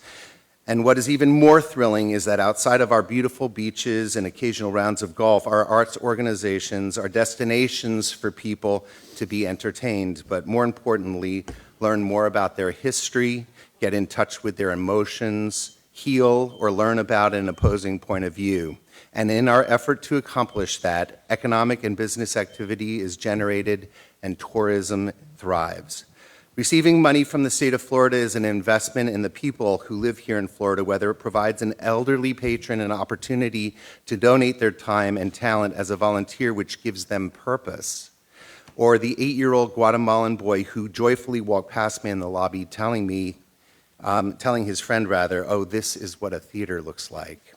As you know, all of art and culture has been decimated by COVID, and I'm proud that Florida, in our time of need, showed up for us and fully funded both operations and capital projects to help us stay strong and in some cases grow. From our collective hearts, we thank you. As we move forward, we must make important decisions about values and ask ourselves, what are the repercussions of not showing up, not only for art and culture, but for each other? Thank you for that extra time. Thank you. Okay, is Jason Morales here? Over there. Peggy. Oh. One Oh, moment. I'm sorry. Mr. Cato? Yes. I'm sorry, I didn't even see your No worries. card up. Mr. Cato, hello. Hi. I actually had the privilege of working with him when he was a student, and I did PR and marketing for Burt Reynolds and his theater. And I want to say that Florida has come a long way from the time that Mr. Reynolds took Smokey and the Bandit to Georgia, because Florida would not offer a hospitable opportunity. And so if anyone can go back and see his play or view, I think we should throw everything we can behind him and the arts in general. I want to say this is a living poster boy for that. Poster man, sorry. Thank you. I also wanted to mention that the Mulch Jupiter Theater has become the largest regional theater in the lower half of the United States, and that's because of your support as well. Thank you. Mr. Cato? Mr. Cato. One more question from Rep. Caruso. Thank you, Madam Chair. I just wanted to state that 30-something, 35 years ago, my kids performed in South Pacific at the theater, and I'm glad to hear it's going strong still today. Thank you, sir. Thank you. Okay, so is there, Jason Morales is not here? Okay, Karen Moran, and then last on this list is Linda Smythe. Okay. Well, I want to ask you to support accurate civics textbooks, and this year I'm going to be reviewing some of them. I'm also currently writing the U.S. Constitution for Kids in a curriculum. But I'm here today to, as a partner, my partner, Florida Citizens Alliance. They want to strengthen what took place last year in Tallahassee and to further the ability of the parents to put a child in a place, a school of their choice. In item number 1 of your a paper that I left you is FCLA is asking to expand educational savings accounts that are being proposed by the governor and Speaker Renner this year. We would like to see it include homeschool families and expand student funding organizations, or FSOs, which include, Florida has 2 of them, Arizona has 50 of them. Another possible funding source for these is for property owners to be able to designate a student funding organization of their choice, a portion of their property taxes. This money would then make more funds available to 501c3 funding organizations, and then they would be able to send these kids to the school of their choice. In addition to educational savings account, item 2 is to strengthen Florida Obscenity Chapter 847 from harmful materials to minors and to remove loopholes that Florida districts currently exploit. Item number 4, there's a big difference between opt-in and opt-out. In opt-out, everyone is included in the class, whereas in opt-in, which I'm in favor of, a parent would have to sign a form. And again, this puts the parent in control of what their child, when their child learns about certain sexual material. And so thank you for your time, and thank you for your hard work. Excuse me one second, Senator Berman. Thank you, Madam Chair. We just had a meeting with the school board, and they actually gave us a chart, and they said that there are 355 choice career and technical education courses in the Palm Beach County School Board. So I just wanted to make you aware of that. So there is a lot of choice right now in Palm Beach County. Oh, yeah, but this is funding for kids to go to, private school or, start new schools or whatever. Did you have a question? It's not working. Yeah. Anyone else? Okay. Thank you. And Ms. Smythe. Linda Smith, Jupiter, Florida, speaking today on environmental issues. Please enhance the legislative commitment to preservation, but seagrass banking is a bad idea. The science just isn't there. Keep it simple, just protect the existing seagrasses. We need to reduce and eventually stop the burning of sugar cane. This month I provided you copies of the Palm Beach Post December 27th article, FSU study shows sugarcane burning can be deadly. Last month I gave you the study itself. This is science. You could create Florida incentives and tax exemptions for green harvesting. Help farmers to be even better stewards of the land than they already are. Just think about the PR of 100% organic sugar coming from Florida. Green harvesting reduces CO2 emissions, sequesters carbon, and enhances the health of our soils. We need a transition period, perhaps. 10% this year. Start specifically around elementary schools and residents, and then continue 10% every year. We'll get there eventually. Last month, I ran out of time before I could discuss the Broward County's resolution to reduce plastic waste on county properties. I gave you a printout of that last month. Kind of related but separate, please support House Bill 91 anti-litter balloon release ban filed by Republican Representative Cheney. Support House Bill 91. And finally, we need to expand our natural areas. Let's spend the 2022-2023 Land Acquisition Trust Fund. It is predicted to receive $1.2 billion. That's with a B. The current $300 million with an M is an artifact from 1999 and is not adequate, less than 1/3 of what the Constitution demands. There's no excuse. Spend the money on acquisition, restoration, improvement, and management of conservation and recreational lands. Thank you, Linda. Nice to see you again. Okay, so we are up to the public comment section. It looks as if the bulk of them are for the local bills. Some people's handwriting is a little hard to decipher. So I'm going to call out a few that we think are not for local bills that are general comment. If you are for the local bill, please let me know, and then we'll do it during local bill. If I don't call your name, but you are for general comment, let us know, and we'll take the form out. The first person I have is Kent Nelson. That's for local bill? Okay, thank you. Mark Hoppin. Yes, please come up.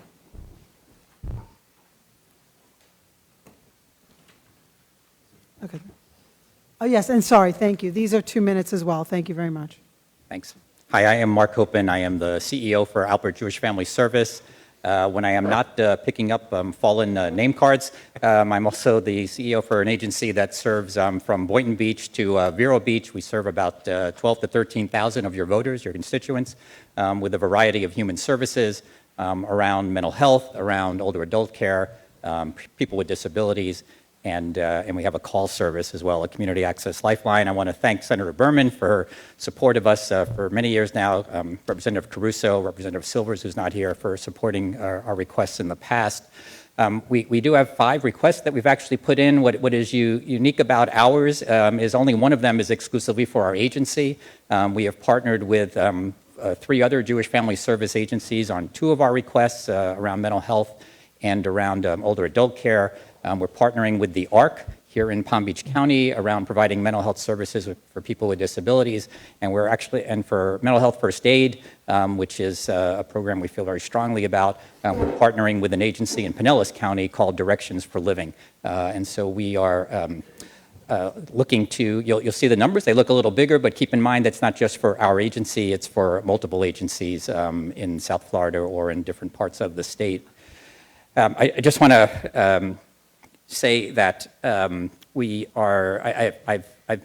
shaken most of your hands. I've met with a few of you in your offices. I've had meals with some of you. You are all wonderful people, regardless of your party affiliation. You all have huge hearts. Commissioner Marino said it as well as I could say it. Don't be shy about bringing money home to our counties and to our areas. Know that including the other human service agencies that spoke here, that is money that is going to go to good use. And none of us ask any of them whether they're Republicans or Democrats when they come for services. We just ask how we can help. So thank you. And Senator Powell, if you would ask me a question about what Mr. Clemente was talking about, I'd like to comment on that. Senator Powell? Can I ask him a question about what Mr. Homelessness. Yes, with homelessness. Can you address homelessness, please? I would. And so some of the money we're getting, if we get it, if we're fortunate, would be for mental health. There is a human service agency, the Lord's Place, that is all about homelessness. Would love the opportunity to perhaps talk to you and partner with them to be able to see what we can perhaps combine, do with some of the other mental health partners in our community to address that issue. That'd be perfect. Yeah. Thank you. Thanks. 1 second, Mark. Representative Caruso. Cosello, sorry. Thank you, Madam Chair. Been called worse, right? My question is very simple. With all these mental health agencies, do you get together, share ideas, resources? Do you work as a team? Or I notice like there's a lot of independent agencies doing some great work, as yourself. But do you get together and like a little mental health coalition, if you will, and share ideas, make it better? So in some areas, the answer is yes. And are all of us doing it? No. I actually made a note to speak to, to track down one of them that was here today to be able to do that. But as an example, mental health first aid, which is an educational outreach program that we do, we actually have a mental health first aid coalition. It's led by our agency. It involves 20 other agencies in our community. Some of them are mental health providers, some of them are not. But yeah, we need to do more of that, of collaborating, and as I think you might get an indication, I'm looking to try to do that. Thank you, sir. Thank you for the question. Thank you. Go ahead. Thank you, Madam Chair. I just wanted to thank you and your organization, and I'm honored to carry your appropriation, and thank you for the great work you do in mental health arena. Thank you, Mike. Yeah, I appreciate your support and all of your support. Thank you. Join Eddie's one night. Yeah. Let's do that. And see you all in Tallahassee. Wait. Oh, sorry, one more. Sorry. And I did put my sign up. You follow the rules even. Of course you did. Rules, Chair. I just also wanted to say the same thing. And when we had the school board here, they talked about the youth mental health first aid program. And so a lot of people don't realize that you guys are one of the big advocates and are training the trainers and putting together that program. So thank you for everything you're doing. I've done the program. The people from the school board talked about how great the program is. I encourage everyone to do the program because it's a really great program and everything. And I know you're doing much more beyond just mental health first aid. And so we appreciate everything that you guys are doing in the community. Thank you. Thank you, Senator Berman. I know I can't spend much time talking about it, but it is mental health first aid is a life-saving program. And any of you, I'm happy to sit with and explain more about how that's the case. But thank you. Thank you so much. The three remaining public comment forms I have are Michelle Kennedy, Henry Ponciano, and Dwight Mattingly. If there's anyone else whose card is for general comment, please let us know. Otherwise, again, please line up to finish for 2 minutes each. Thank you. Hi, good afternoon. My name is Michelle Kennedy. I'm the Circuit Director for the Guardian Ad Litem Office. For those of you that don't know what the Guardian Ad Litem Office does, we represent children. We protect and advance their legal rights of children who are of an age or limitation that cannot speak for themselves. The Florida Guardian Ad Litem Office considers a child's safety, emotional well-being, and permanent placement in stable, nurturing home environment where the child can thrive. We provide zealous advocacy and are one of the only parties that only advocate for the child. We represent here in Palm Beach County 100% of children who are in foster care. We use a multidisciplinary model, and we represent children, and that is recognized as the best practice in the country. We the reason why I'm here is only to ask you to please, please let your constituents know that we are in desperate need of volunteers. We do not have enough volunteers for the number of kids we have in care, so we'd ask that you just provide notice to everybody that we really do need volunteers. Thank you. Michelle, if you had a flyer, like a one-pager, like a photo that we could all share on our social media, that was, you know, Absolutely. what it is, what's involved, like how much time, then I think that would be easy for each of us to share, and then we'd reach, you know, thousands of people. You got it. I'll send it to you. Okay, thank you. Did Representative Casello? Yes. Thank you. Just a quick question. You mentioned that you don't have enough providers for the children. What happens in those situations where you have more children than you have providers or homes to put them in? Well, two different issues. So for our volunteers, they're going out and advocating. They go out and see children in the community, in their foster homes, or in their parents' home if the children have been reunified with the parents. We have staff that goes if we don't have a volunteer that goes. And of course, we never have enough staff. And to back on Larry Ryan's conversation, the pay issue is a huge issue for us right now because we cannot find attorneys or we cannot find staff to take those kids on too. We're lucky here in Palm Beach County that we have a very good nonprofit that does provide some positions for us that fills that gap at this point. Oh, okay, so just a follow-up. So is there enough foster homes for these children? No. And my question is, when these children, we don't have those homes, where do the children go? They end up in group care. Yeah, so they're in group homes. I mean, the federal government and, you know, our state government has tried desperately to close the group homes that we have and try to get people to foster these children. We do need the support. Our nonprofit did give us support this year, so we did hire 4 independent living CAMs, or social workers, to really work on those kids that are the hardest to put into foster homes. So we are trying, and I think that we just need more support from the community on these foster homes. We only have about 250 in Palm Beach County, and there's about 1,400 kids in care. So that kind of tells you the need. Thank you. Thank you. Thank you. Madam Chair. Yes. Thank you, Madam Chair. Where do most of your volunteers come from? Well, we have a lot of older volunteers that are retired, so a lot of, you know, we get a lot of helping professions already, people who are former teachers, people who are former nurses. We have lots of lawyers. We advertise, we get them from Volunteer Florida. They go to our website. If you Google the Guardian Ad Litem office, you'll see where to volunteer at, and that drives a lot of people to our office, but not enough. By chance, have you tried working with AARP or AmeriCorps or the Retired Teachers Association? If you have a contact, we'll take it. Okay. We've had a difficult time being able to even put in a flyer and say, hey, listen, we do have volunteer, please volunteer for us. We would love it if you could get us a contact. We would definitely use it. Let's get a meeting. Thank you. Absolutely. Thank you. Okay, thank you so much Thank for what you. you do.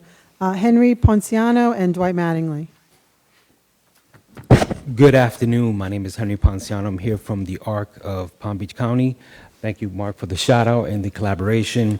For those not familiar, the ARC's mission is to change the conversation around disability by defining definitions, inspiring possibilities, and improving the lives of people we serve and their families.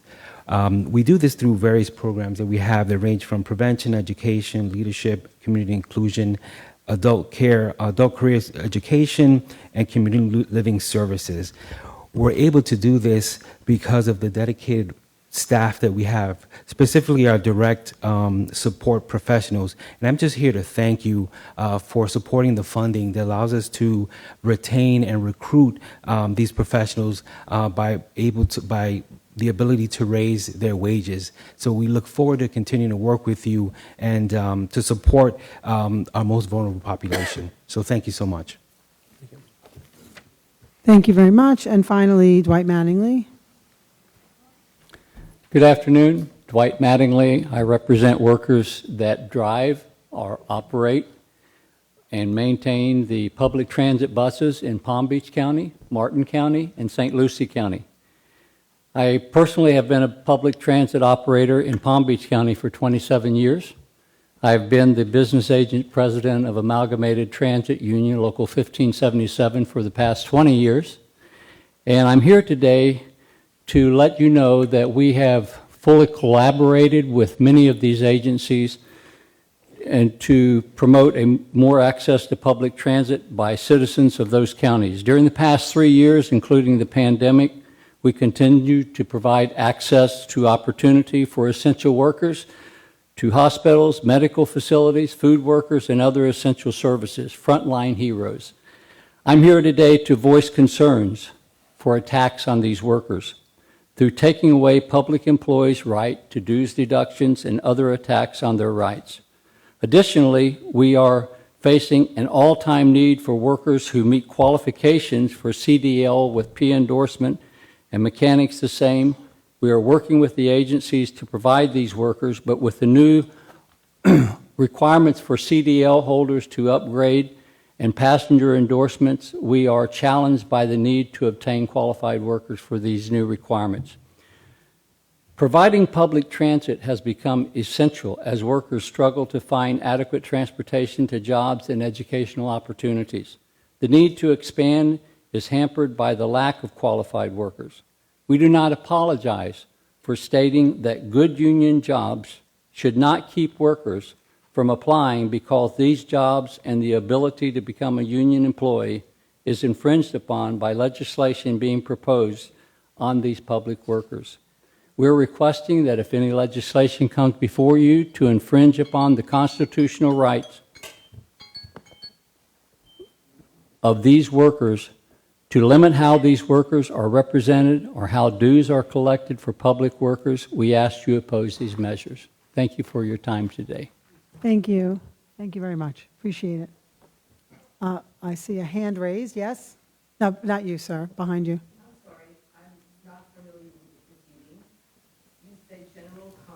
Did you fill out a comment card? Okay, then you may approach.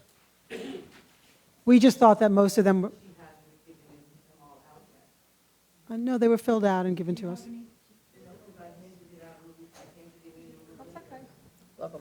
Is it a... All right, just come forward, please. This is about the acreage incorporation. Well, that's a local bill. Local bill. That's a local bill.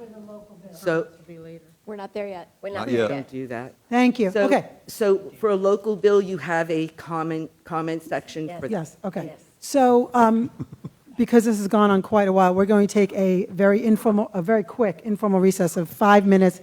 Every member, please be back here because we need our quorum, and then we're going to start with the local bills. Yeah.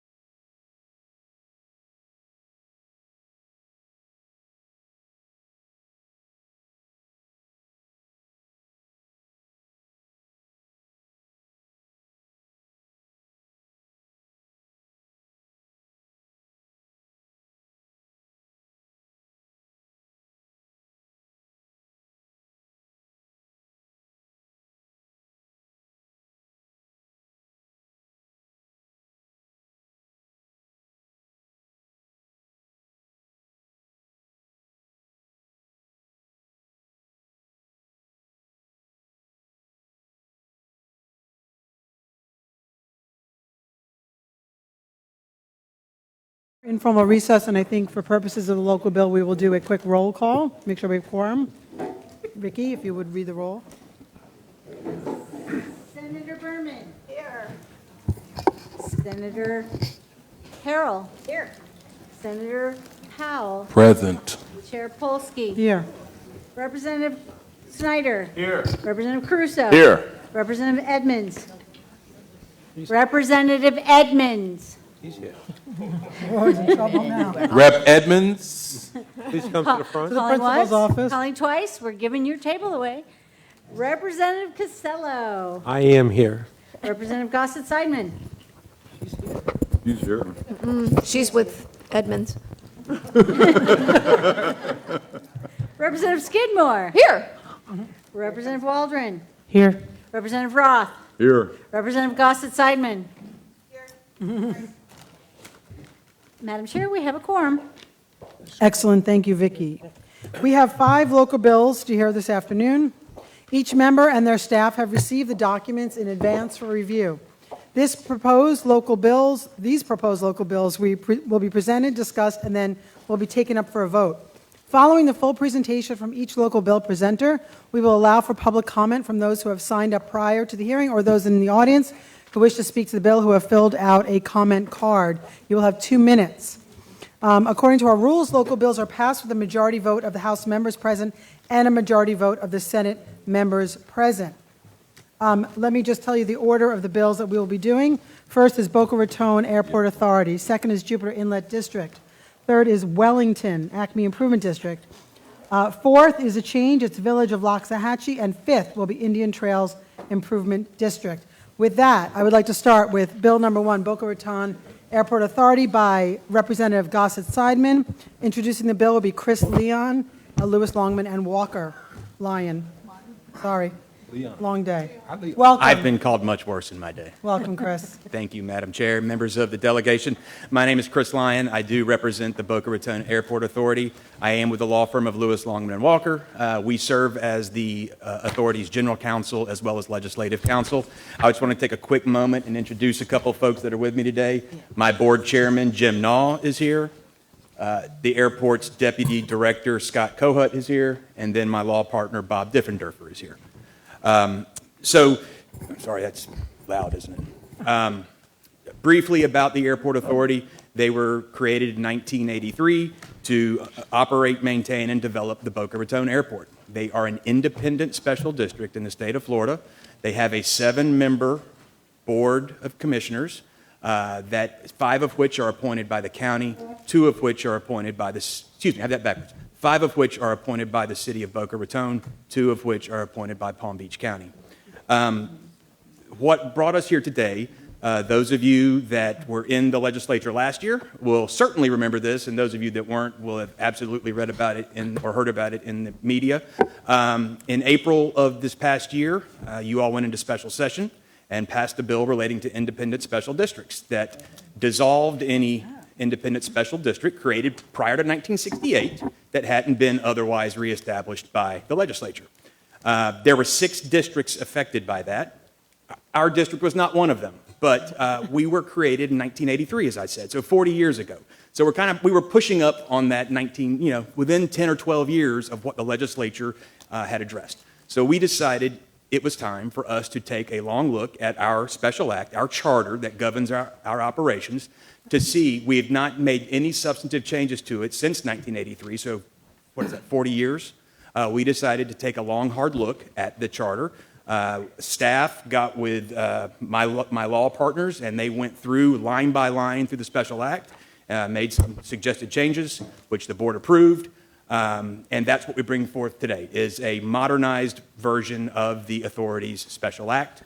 I won't belabor all the different points in it. You do have a summary fact sheet in your packet. The one thing I will say is yesterday we submitted an amended bill to Ms. Nolan, the delegation secretary, which I believe has probably been distributed to the entire delegation. There's really only one change in that version versus what was submitted on December 20th on the deadline. And that was as a result of some conversations we had with the city of Boca Raton, and we came to an agreement, a compromise, And that is what is contained in that document in the version that was submitted yesterday. So that is the bill. I would be happy to take any questions.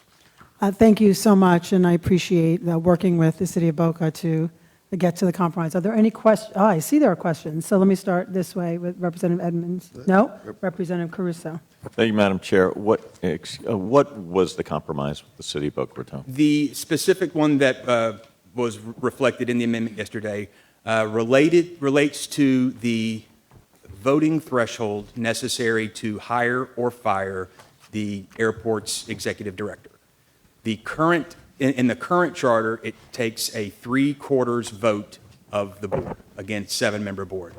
The city proposed moving that down to 2/3. The compromise that we proposed and we agreed upon was 2/3 with one of the majority votes being a county appointee. Thank you. Representative Edmonds. Thank you, Madam Chair. Is it normal for board members to be compensated, and how many hours do they work, yearly or weekly, monthly? Yes, Madam Chair. I've represented special districts in my 20 years of doing this, and it's absolutely normal for board members to be compensated. They meet monthly as it is. Their current compensation that was established again back in 1983 is $100 per meeting. Okay. We have proposed to increase that to $250 a meeting with an annual cap of $3,000. That's actually less than... Did I answer that? Afraid to get a little close to it. I'm electric. Sorry, the $250 is actually less than the $100 in 1983 if you adjusted for inflation. With inflation, it would be around $320, I believe. And I'm sure they're underpaid and overworked. How many members are on that board? 7 members on the board, 5 appointed by the city, 2 appointed by the county. I heard you say that. Thank you. Representative Casella. Thank you, Madam Chair. Just quick, could I compare this with what we've done to Disney World as far as dismantling the special districting? Would that be a fair comparison? Don't make me step into that. No, sir. This is something we're voluntarily doing. Because of the action the legislature took against some older districts that had never come back to the legislature to be re-examined, if you will. Again, that deadline was 1968. We were established in 1983, so that's only, 15 years apart. That just caused us to say, hey, why don't we go back and look through our charter and see what's outdated, what should we change? And so that's when staff got, again, with my partners, and we went through line by line and proposed these various changes, purely to modernize. No, we are bringing this solely on our own behalf. And if I could do a follow-up, what about, and I know one of the questions up there with Disney was the taxation of this. How is this going to work at the airport? Are you going to pick up those expenses, or does that be passed on to the city? I'm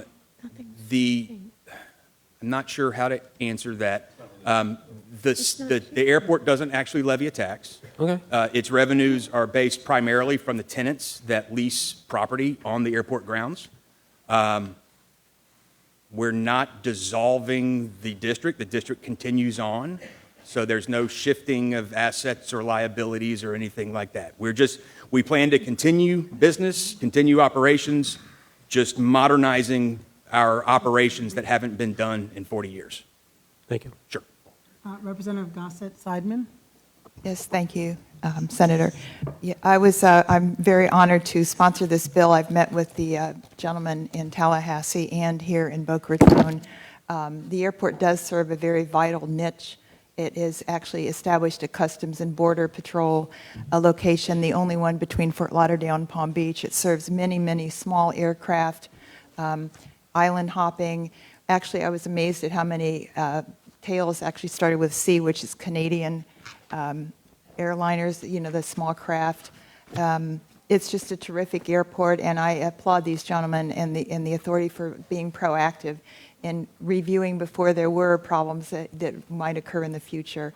And it was a good compromise with the county and the city, speaking back and forth, and I felt that everyone was fairly satisfied with the terms as you see here. And so thank you. Thank you. I will count that as your debate. Well done. Question, Representative Waldron. Just a couple questions. One is, down here you say it enables the authority to enter into public-private partnerships outside the airport boundaries. Just curious, are there any specific partnerships you're looking at, or? I would probably have to use one of my lifelines for that, to ask one of them. Scott, do you want to come up and perhaps address some of those? Is that okay? Sure. Okay, thank you. Certainly. Scott Coat, Deputy Director for the Boca Raton Airport Authority. Some of the things that we're looking at with the public-private partnerships is, different opportunities to pair with schools for charter educations. We're working with West Boca High to establish an aviation academy. We've also met with several advanced air mobility companies that are looking to bring that technology into the area. Several drone manufacturers that are looking to do a drone facility in Boca Raton. And at the end of the day, most of our tenant airport relationships are kind of a P3. Great. Thank you. That answers the question. That's great. And just one last question was with regard to, I'm coming from the Port of Palm Beach. We're a special district, and we don't tax, but we could tax. We haven't taxed since 1975. I mean, you said you don't tax, but is there the ability for you to tax? Right. They do not have the ability. Excuse me. They do not have the ability to tax in their charter. Okay. Thank you very much. It's a good bill. Thanks. No other questions? Okay. Since we have finished questions, is that correct? We finished questions. Is there any public comment on this bill? None that have been received, none in the audience. Okay. Who would like to make a motion to approve this local bill? Rep. Casello. Is there a second? Rep. Skidmore. It is moved. Okay. It is moved and seconded that the delegation approve this local bill. Is there member debate? Okay. No? Thank you. Having no additional public comment or debate, the question is on adoption of the motion. The executive director will call the roll. Senator Berman. Yes. Senator Harrell. Yes. Senator Polsky. Yes. Senator Powell. Yes. Representative Caruso. Yes. Representative Casello. Yes. Representative Edmonds. Yes. Representative Seidman. Yes. Representative Roth. Yes. Representative Skidmore. Yes. Representative Snyder. Yes. Representative Waldron. Yes. Madam Chair, by unanimous vote with the members present, Senate and House, the local bill has passed. Thank you. Having received votes in favor by a majority of the House members present and a majority of the Senate members present, the motion is approved. Thank you, Thank Madam you very Chair, much. members of the delegation. Next up is Jupiter Inlet District by Representative Snyder. Thank you. But we are going to hear a presentation from Richard Pinsky from Ackerman. Please begin, Mr. Pinsky. Great. Thank you, Madam Chair, members. Happy New Year. Congratulations to our new delegation members. Congratulations to the returning members. Thank you for the opportunity. The Jupiter Inlet District, just as an overview, is managed by 5 elected commissioners, 2 of which are here today. We have our chair, George Gentile, who is Bobby Powell's biggest fan, and it was reelected as chair last night, and also Commissioner Whipple, and then our executive director, Joe Chasen. Very similar to the Boca Raton bill, airport bill in some ways, we are 100 years old. And our codification took place by the deadline pursuant to Chapter 189 by the year 2000. So we have done that. Nothing has been changed at that time. There was the only thing that was done was the codification and a salary commission increase at that time. Prior to that, over the decades, the 6 or 7 times it changed, they were just adding paragraphs along the way. So the first thing that the Jupiter Inlet District Commissioners did here recently was they went through a very comprehensive review. In so doing, the first thing that they did was they restructured their charter. So you'll see in the bill all the underlining, and that just simply means that it's being recodified again, and that is to set it up as articles and sections by subject area, so everyone who reads the charter does not have to read the entire charter to understand all the elements of the governance. Interesting factoid, Jupiter Inlet is not a federally maintained inlet. That means all the navigation, the safety, the channels, the markers, everything that you see in the waterways on the map in front of you.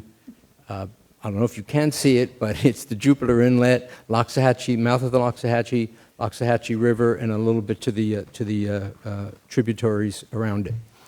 That is a big job to maintain more than 150,000 trips that go through that inlet every year. Not just residential and recreational, but also commercial-owned vessels.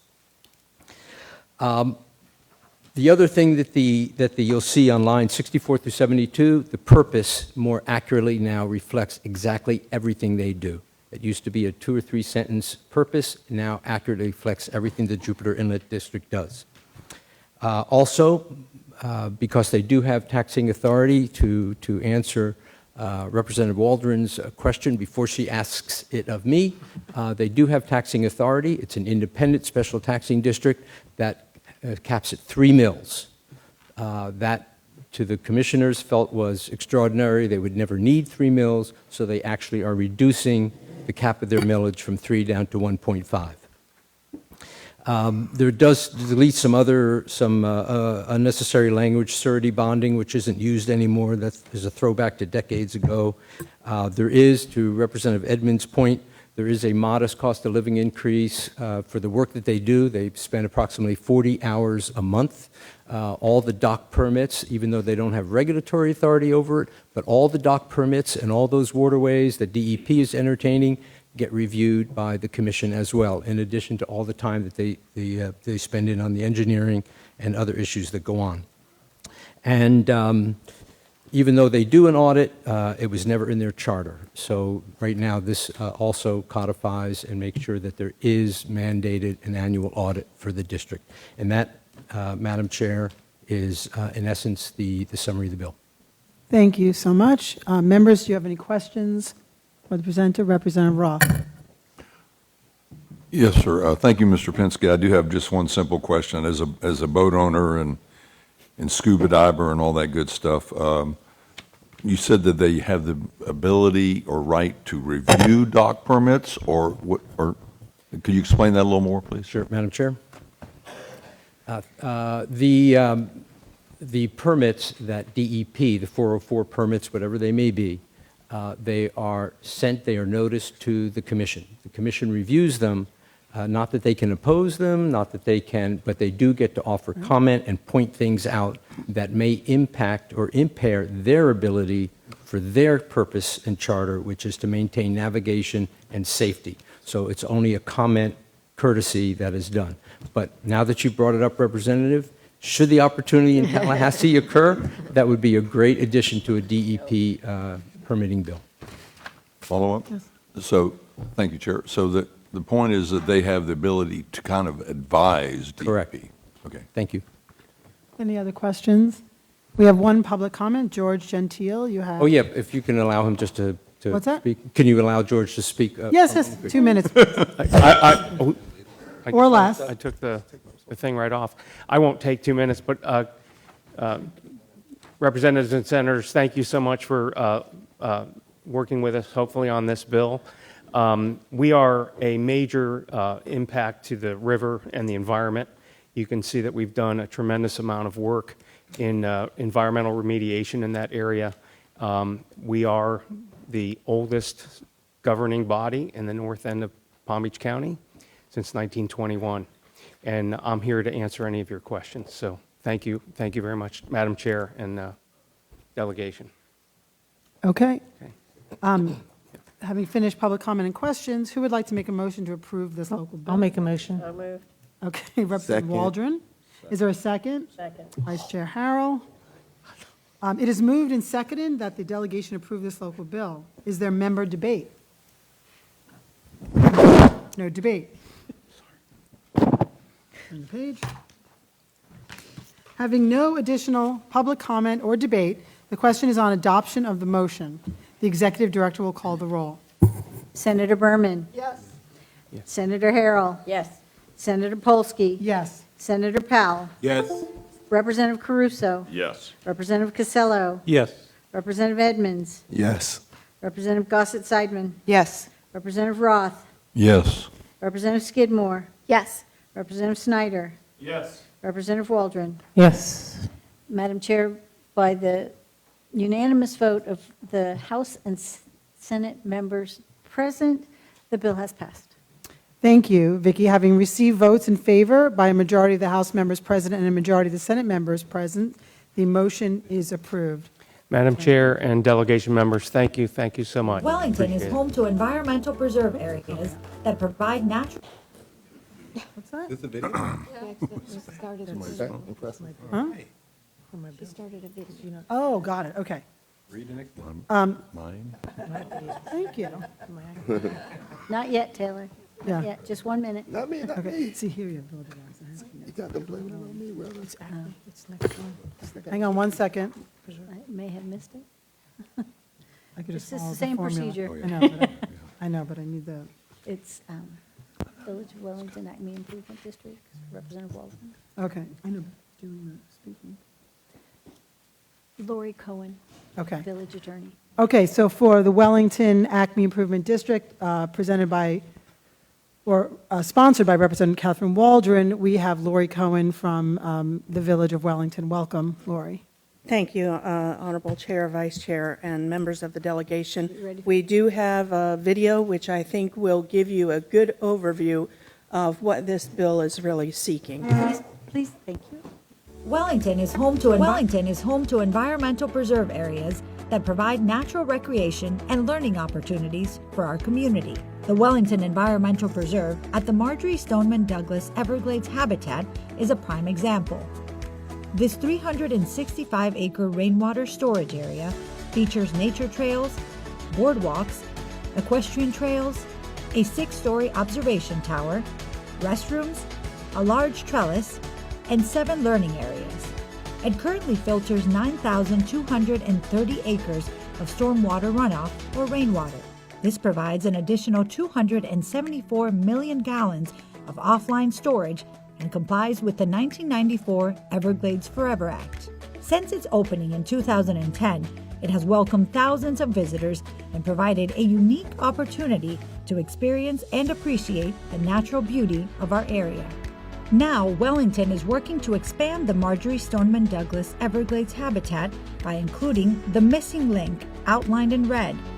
Squaring off the property will provide additional water quality improvements as well as flood protection. This 45-acre property, known as the Mancata property, was part of a family trust offered for the purposes of restoring the land to its historical use as a wetland. This expands the Marjorie Stoneman Douglas Everglades habitat to 410 total acres and allows this land to be used for the purposes of improving water quality and quantity, providing an estimated additional 30 million gallons of offline storage. Maintaining and preserving our natural areas is critical for our community, as they provide important ecological and recreational benefits. That's why the Acme Improvement District is requesting a local bill from the Florida Legislature to transfer the Wellington Environmental Preserve at the Marjorie Stoneman Douglas Everglades habitat and the adjacent Mancata property from the jurisdictional boundaries of Pine Tree Water Control District to Acme. Acme is a dependent special district originally created by the Florida Legislature in 1953 to provide drainage, water management, and infrastructure development in western Palm Beach County. Currently, the Wellington Environmental Preserve and the adjacent Mancata property are under the jurisdiction of Pine Tree Improvement District. Despite being under the jurisdiction of Pine Tree, neither the preserve nor the Mancata property drain into Pine Tree and receive no benefits from it. Acme, on the other hand, is well equipped to provide the necessary maintenance and management for these properties. Having the Wellington Environmental Preserve and the Moncada property under the jurisdiction of Acme would provide several advantages. Acme is able to provide the necessary management for these properties, ensuring that they are well cared for and preserved for the benefit of the community. In addition, Acme is able to take a more holistic approach to the management of these properties, considering their relationship to the surrounding areas and how they fit into the overall goals of the community.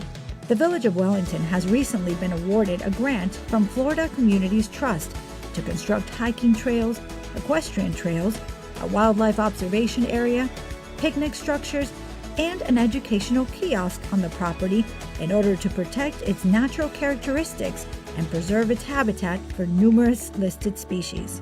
We urge the Florida Legislature to consider this request and support the incorporation of the Wellington Environmental Preserve and Moncada property into the jurisdictional boundaries of Acme. This will allow Acme to provide the necessary upkeep and oversight and ensure that they are well cared for and preserved for generations to come.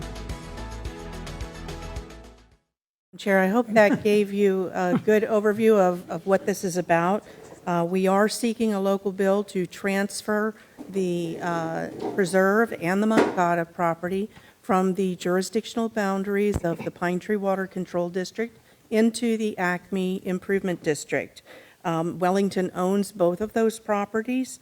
The environmental preserve is, as you saw, a 365-acre environmental ecosystem that provides flood protection and recreational opportunities for all of the residents of Palm Beach County.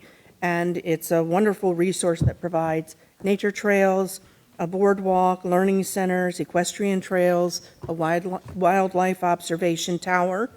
And it is the Moncada property, which was that missing link, is surrounded by the preserve on three sides.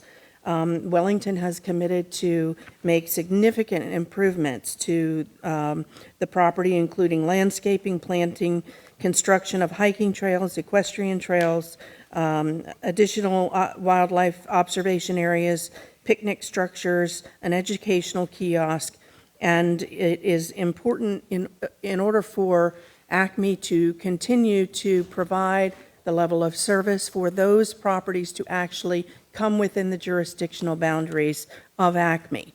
So as you heard on the video, and I won't belabor the point, Pine Tree does not provide any services or any benefit to those properties. Those properties in 2009, after Wellington acquired them from after Wellington acquired Section 24, the Environmental Preserve from the South Florida Water Management District, the entire area was replumbed in order to pump the water from Basin B in Wellington north to the C-51 canal, and so nothing in those properties drains into Pine Tree's system, and therefore Pine Tree provides no benefits to those properties. As such, according to Chapter 298, because there are no benefits provided, they have no ability to assess Wellington for those properties, and therefore there will not be a negative impact to Pine Tree by transferring those properties into Acme. So we are asking that you support the bill, and with that I would be happy to answer any questions you have. Thank you, Ms. Cohen. Are there any questions? Senator Powell? No? Senator Roth, excuse me, Representative Roth? I like that promotion, Chair. Thank you. I just have one simple question. Is there anybody that you know of Pine Tree or anybody that's in opposition to this? We're not aware of any opposition. I haven't gotten any emails for my bill. Do you have a question, Representative Gossett-Simon? Yes, thank you. You made the statement Wellington is looking to improve the land. I just wondered what form is it in now? Is it natural scrubland, natural wetland, or was it used for something in the past years? Well, the existing preserve is very well developed with boardwalks and an observation tower and learning kiosks and picnic tables. It's really a beautiful asset for the residents of Palm Beach County. And so that missing piece that you saw, the Moncada property, will be incorporated into the preserve, and we have gotten a grant to be able to assist in funding that project. So it will expand the preserve for the benefit of all of the residents of the county. If you have not been out there to see it, I really recommend that you go and visit it. It is a wonderful resource. And we would like to especially thank Representative Waldron for sponsoring this bill, and we ask for your support. Representative Just Waldron with real a quick, question. I just wanted to, I got a tour yesterday, or 2 days ago. It's a really beautiful facility. It's amazing. And I also wanted to recognize a couple other people here from Wellington, our city, the city manager, Jim Barnes, and the assistant village attorney, Rachel Roche, for basically helping with this. So thanks. Thank you. Thank you. Okay? Madam Chair, Yes, sir. Rep. Waldron, is this your first local bill? Yes. Uh-oh. Question. Trouble now. Wait. Harassment. Representative Skidmore. Thank you, Madam Chair. Can we, visitors expect to see Wile E. Coyote when they visit? No, but you can see lots of alligators and birds, and the tower is used by the firefighters who go up and down carrying, well, not real dead bodies, but, heavy things going up and down the 6 floors to practice. In fact, I saw a couple going out when I was leaving, but it's very pretty. For those in the audience, there's a little hazing that goes on sometimes with someone's first bill. Okay, having received no public comment, who would like to make a motion to approve this? Second. Whoa, slow it down. Representative Snyder on the first and Representative Caruso as the second. It is moved and seconded that this delegation approve this local bill. Is there member debate? No. Having seen no debate or public comment, the executive director will call the roll. Senator Berman. Yes. Senator Harrell. Yes. Senator Polsky. Yes. Senator Powell. Yes. Representative Caruso. Yes. Representative Costello. Yes. Representative Edmonds. Yes. Representative Gossett Seidman. Yes. Representative Roth. Yes. Representative Skidmore. Yes. Representative Snyder. Yes. Representative Waldron. Yes, and thank you, everybody, for making my first bill so easy. It hasn't passed Tallahassee yet. Madam Chair, by unanimous vote of the members, the House and Senate members present, this bill has passed. Madam Chair, as a member of the prevailing side, I'd like to. Oh, stop. Thank you so much. We thank you so much for your time and also for your service. You're welcome. Having, I guess I need to say this, having received votes in favor by a majority of the House members present and a majority of the Senate members present, the motion is approved. Okay, folks, big show. Oh, we only have 10 minutes, just FYI. I really think we should extend now. Okay. Based on the number of public comments. Madam Chair, 4:30. could I make a motion to extend the time? Yes, you may make some motion. I make a motion to extend the time. Okay, give me a second. Do we need a second or anything? Yes, we need a second. Who would like to second that But motion? we need a time. Time. Half an hour. Whoa. Let's try 15 Let's minutes. try 15. No, I think it's easier to have an end time at 4:30. I would like to, If we don't use it, we don't use we it. don't, yes. But that makes it a little easier than timing it. End time at 4:30? Second. Second? Second. Rep. Costello seconds that. Okay. So we are going to 4:30. I still ask everyone to We can end be as, what's that? No, I was saying we can end earlier if y'all. We can end earlier. Be brief, brother. If you are repeating what someone else says, you can just go in your seat and say, wave in support, wave in opposition, because there's really no point in repeating the exact same information. It's not going to affect our vote if that is what you are trying to accomplish. Once we hear it, promise you. Okay, so we have, as I mentioned before, a change. We are starting with the Village of Loxahatchee bill, which was bill number 5 as opposed to 4. So this is the one called Village of Loxahatchee as opposed to Indian Trails Improvement District, both by Representative Rick Roth. Are you presenting on the bill, sir? Okay, we are going to Representative Roth to present the bill. So just for clarification, after I present the bill, then we're going to public comments before? Questions and then comment. Okay, great. Questions, then comments, great. Okay. Thank you, members. As a little bit of history, this is a bill that I've run now for 3 years. This purpose of this bill is to provide an opportunity.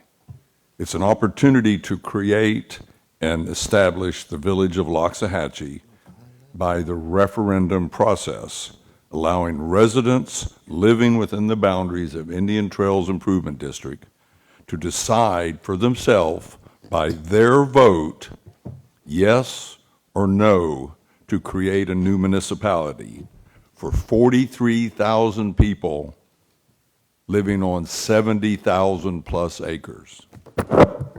While the provisions in this charter are limited, this charter does state in part certain things that I would like to read into the record. The Loxahatchee area in Palm Beach County, by the way, this is in the charter of the bill.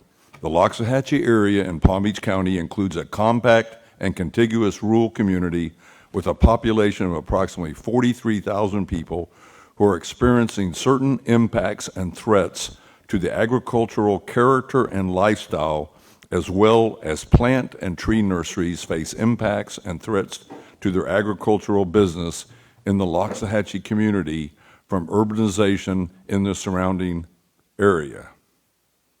Additionally, it is intended that this charter and the incorporation of the Loxahatchee area shall serve to preserve and protect the equestrian and agricultural character, natural resources, and quality of life of the community. In furtherance of this intent, the rights of the village residents on properties zoned agriculture or agricultural residential as defined by the Palm Beach County Comprehensive Plan on the date of incorporation to utilize said lands for agricultural uses and shall not be infringed upon by the village. So, we are here today. I know I have a lot of people in the audience that are support of this bill. I think it's important to understand for everybody that there's been a lot of activity in the area in the last few years that I think is changing the discussion in the community. I know there's a lot of people online, a lot of people emails, a lot of people questions. I've been to many, many meetings, and I think it's important for people that get to vote on this bill, for my fellow members to understand that this area really is in a state of flux. So much so, I hope I can bend the rules and put on my hat. Oh. Don't New York my California. Don't New York my Florida. Oh, my God. Don't New York my Florida. The punchline. The point being is a lot of people are moving into unincorporated Loxahatchee, and the area is changing. And so I think this is a excellent bill, and I'm asking for the members' support. I'm looking forward to public comments. As a native New Yorker, I take offense. Just to let you know, thank you. And Florida would not have a population without New York, just FYI. Okay. We are going to, questions by the members. None. Okay. We're going to start with public comment of people who requested ahead of time. First up, Christy Peterson, followed by Linda Walker, and we are now limiting it to 1 minute, please. As you can see, we already have extended the time, and we are not done.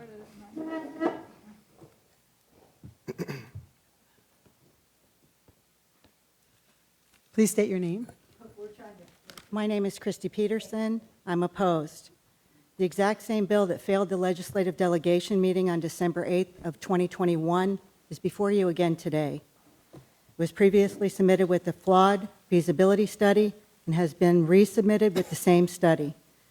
The EDR letter of December 14th, 2022 clearly states that many of the concerns or deficiencies previously identified have not been addressed and still apply. The feasibility study submitted projects revenue at just over $17 million. In comparison, Indian Trail is operating on a current fiscal year budget of $19,834,000. There's a $2 million shortfall, and it would be irresponsible and dangerous to assume a full-service municipality could provide the services required on less money than what it takes for the limited scope of operations provided by ITID. The evaluation still shows major flaws with elements 8, 9, and 11. Please vote no. Thank you for your time and for your service. Thank you for keeping within the time. Next up is Linda Walker, followed by P. Scoran, I think it says. Good afternoon. I had this down to 2 minutes, so I'm really going to cut it now. I, too, wanted to point out that Indian Trail has increased their budget by $7 million this year, but the feasibility study that adopted their budget last year is still the same. So it does already have a shortfall. The entities that are pushing incorporation must know 100% that it's going to work. This isn't something that we just try and see if it works. Last year, in 2021, Senator Powell gave very specific advice at the delegation meeting when the same bill in the study was presented. It appears that advice fell on deaf ears. I would also like to point out that our properties are over an acre, and we would lose, any new resident would lose debtor rights for more than half an acre. That's not a good selling point for us homeowners when we try to escape the urbanization that's going to happen with incorporation. Thank you. S. Coran? I'm sorry, P. Scoran, followed by Kent Nelson. If you could all line up behind so we're ready to go. Diana Demarest. Hi. Is this somewhat interactive? No. Okay. I think it's funny. Okay. I am in favor of voting for or against incorporation. I don't know whether I'm for or against it, but I'm in favor of allowing our community to have an opportunity to vote. I believe a feasibility study was done, and part of the process was that you folks reviewed that, and I do not believe that there was anything major that you found in that study that would keep you from going to the next step. That is my understanding. It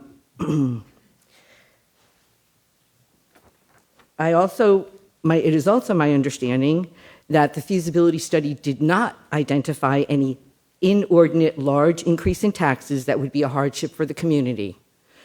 I believe it's anticipated that any monies that we were sending to the county, some of that would be coming to Indian Trails. So as far as shortfalls, I believe that was covered. Are there any, so I don't know the answer to this, but I'd like to know, are there any steps or criteria that have not been met in your review that you found that it shouldn't go to the next step? As a group, this entity has generally claimed to be for self-determination and home rule. Please live up to that promise. Thank you. Please ensure that there's sufficient publication of any vote that does occur, because it should be done in the sunshine. Thank you. You're We are welcome. going to vote today. I know you're going to vote, but I'm talking about the actual vote. Please make sure it's publicized. Kent Nelson. Very poor job of publicizing your meetings. Thank you. Ken Nelson, filed by Diana Demarest, if you could line up, and Grisel Ramos. Honorable Senators and Representatives, we do appreciate your time. Thank you very much for being here today. My name is Kent Nelson. I moved to the acreage about 2 years ago after 20 years in Broward County, but I'm originally from North Dakota. I worked in fields and farms as a kid growing up, got a master's degree in agriculture. I promoted U.S. agriculture overseas for 15 years across 3 continents. My great-great-grandfather homesteaded Minot, North Dakota. He was one of 4 people there. He dug a hole in the ground, lived in a sod hut. In a nutshell, agriculture is in my DNA. Wow. I moved to the acreage because of that. But I'm concerned about the gentrification that's happening around it. I don't want to see the loss of the last vestige of agriculture in Palm Beach County, and ask you today to consider the opportunity, the right to vote, to determine whether or not the people that live there have the autonomy to determine whether or not it will remain that rural and maintain that community. Thank you. Thank you very much. Thank you. Diana's not here. Ms. Ramos? And followed by Jay Sweet and Dennis Hawkins. Thank you for your time. I am a citizen. My name is Griselle Ramos, and I'm a citizen of Loxahatchee. I've been a citizen for 17 years, and much like the previous comment, I moved there specifically for the agricultural and the lifestyle, which has been rapidly infringed upon by developers over the last few years. Regardless of which side of this issue you fall on, I believe that as a citizen of this great country, that we should have the right to vote on it. So it doesn't much matter whether you're for or against for the purpose that we are here right now. We are here for the purpose of voting, and we deserve the right to have a voice in the future of our community. And I would hope that you would take that into consideration instead of so much the issues of pro and against. We just want the right to vote as citizens. Thank you for your time. Thank you very much. Jay Sweet, followed by Dennis Hawkins, followed by Karen. I can't read that last one.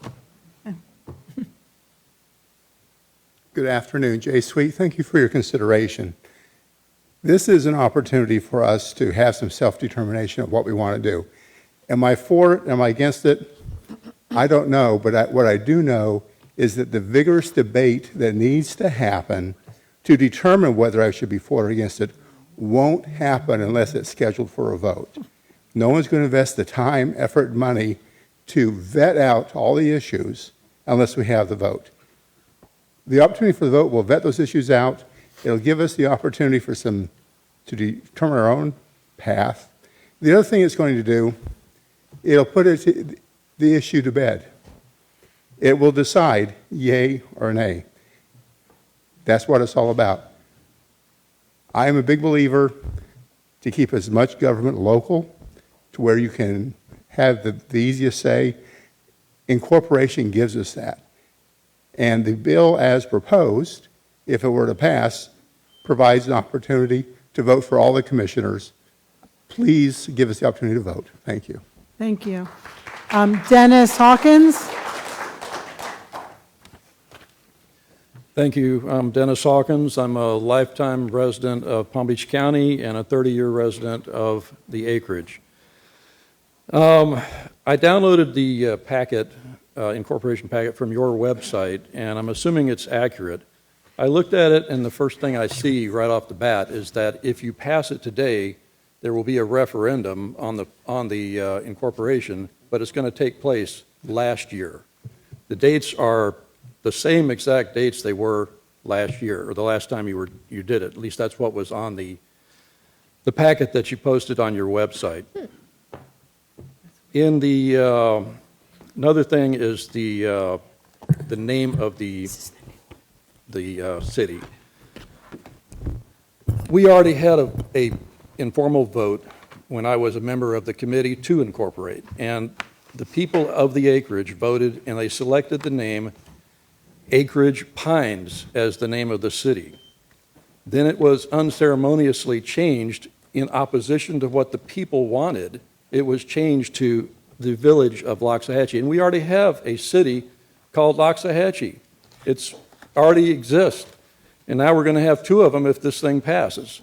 Probably some lawyer said, well, if it's just a letter off, you can do it, but you know, sometimes just because something's legal doesn't make it right to have two cities with the same name. I'm sorry, we're running out of time. Are you for or against this local bill? I'm against this local bill. Okay. Eventually, we might be able to do this if we can do it correctly, but this is not right. Thank you. Are you Karen? I can't really read this. Okay, Karen, come on up. Followed by Suzanne Parenteau, I think it says, something. Good afternoon. In short, I'll be as brief in a minute as I can. We went from 3 to 2 to 1 minute. I'm opposed. I've looked at this application. It's essentially the same one that you rejected last year. It doesn't address some very open issues that affect landowners, including the roads, including the homestead issue. It talks about wishful thinking, but it doesn't specify these. Also, I believe this is more of an ITID district-driven. They had paid for a substantial amount of money for a mobility study several years ago. And I saw that mobility study. It was fantastic for municipalities, but they are not a municipality. We were not then, yet they are driving this push. The people working on it are 3 of the 5 board members with maybe 2 citizens who do this social media marketing. It really isn't, it could be disastrous in short for us as residents, as landowners, and also our surrounding municipalities. Thank you. Thank you. Suzanne? Can I get the name? I didn't get the name. Oh, can you repeat your name? Sorry. Karen May? Mank? Thank you. Yes, good afternoon. My name is Suzanne Parento. I've been a resident in Palm Beach County for 42 years. I, too, am from an agricultural area, and I moved to the acreage 30 years ago, and I have loved it more than you can say. Raised my children there. I also had my business there as well and employed many employees. And I'm concerned about our future out there. With what's been going on around us, it looks like just so much more is going to change. And I'd like to be able to have the right, as a citizen, to be able to vote yes or no. Thank you very much. Thank you.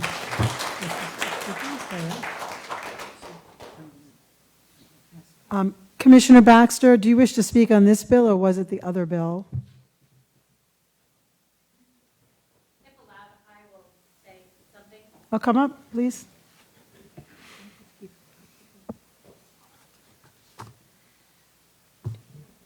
As I'm always in favor of people being able to vote yes or no on something, most of their issues that I think they have came from my predecessor. And I've already started to address them at the county level. And so I do want them to be able to vote, but I would want, it's just some time to prove to them we do not need an increase in taxes to give them their wishes. I have looked at the feasibility study, and there will, whether it's significant or drastic, depending on who you are, you see those increases differently. I just wanted time to be able to address this, but if you choose today to allow them to vote, I wouldn't be upset at that either. Can you just state your name, please? Commissioner Sarah Baxter. Thank you very much.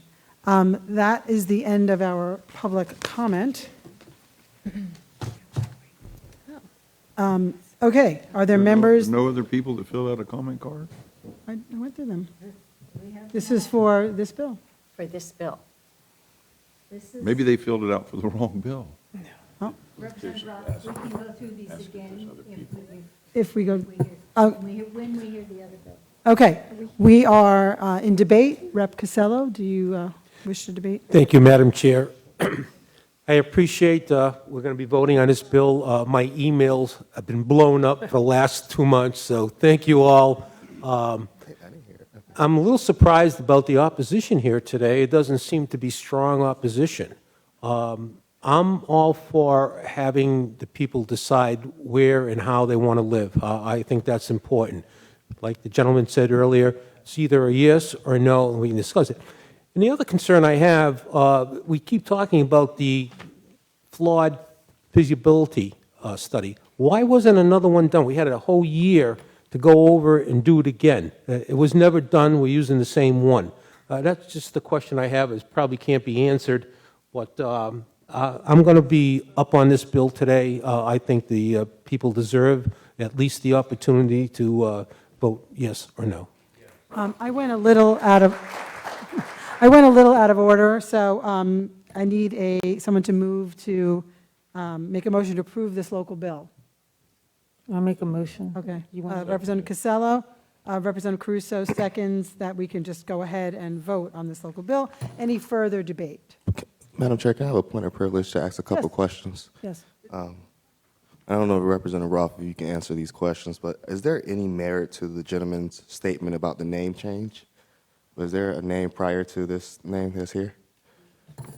There's people in the audience that might be able to, but the one thing he said that was incorrect, the other city is not Loxahatchee, it's Loxahatchee Groves. Thank you, that's a good clarity. So there is, so changing it to naming it the Village of Loxahatchee, I think is acceptable. And just a follow-up question, Representative Roth. I wasn't here last year when this local bill was presented. Do you know how many community meetings were led or how many community meetings were had that residents came and heard this plan? I participated probably in about a half a dozen meetings. There was a couple of committees formed, one to form a charter. We talked about, the budget. We had the sheriff there, someone from the sheriff's office there to talk about the changes in the cost if you're now going to be contracting with the sheriff versus being so there was a large number of ones in preparation for filing the bill this year, and they continue to have meetings.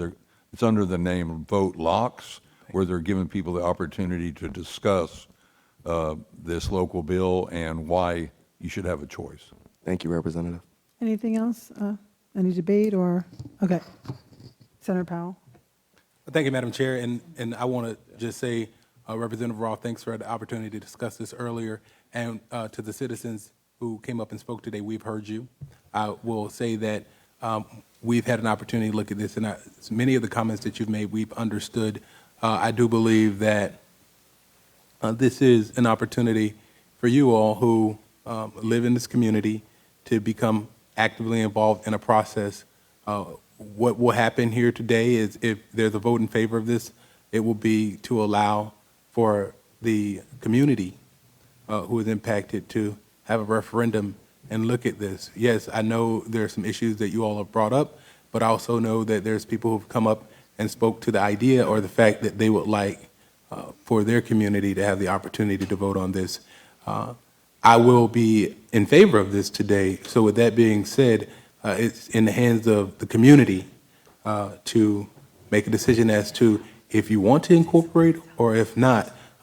On my vote, I can't speak for the rest of the delegation. Representative Caruso? Thank you, Madam Chair. I just wanted to say that last year, Representative Roth and I, as chair of this delegation, worked days and hours each day on making sure that this bill was constitutionally correct and took into consideration. I think what we've done here today is brought forth a bill that is a good bill, and it allows, I'm for the self-determination of, through this referendum, to let the individuals of this community decide on their own. And taking that, voting here today is not the last step. This just gets it up, bumps it up to Tallahassee. Thank you. It's still got to go through committees. It's still got to go to the House floor. It's got to go to the Senate floor and pass both houses, and the governor's got to sign it. So there is a lot of opportunity still here to change the bill, to amend the bill, and to make sure that it's exactly dialed in. The individual that mentioned the date was wrong for the referendum. What I'm reading is November 7th, 2023, so it's not a year ago. And so I'm in favor of the bill. I hope everybody else is. Thank you. Vice Chair Harrell? Thank you very much, Madam Chair. And I, too, wanted to correct the date. I specifically looked it up, and it is November 7th, 2023. There is a year for citizens to have conversations, continue to have the conversations, and it is a delight to hear how many there have previously been. This bill allows only for the voting of the public who are in the district. It does not in any way impact whether you're going to incorporate or not. It gives you the opportunity to do so should the majority of the voters do that.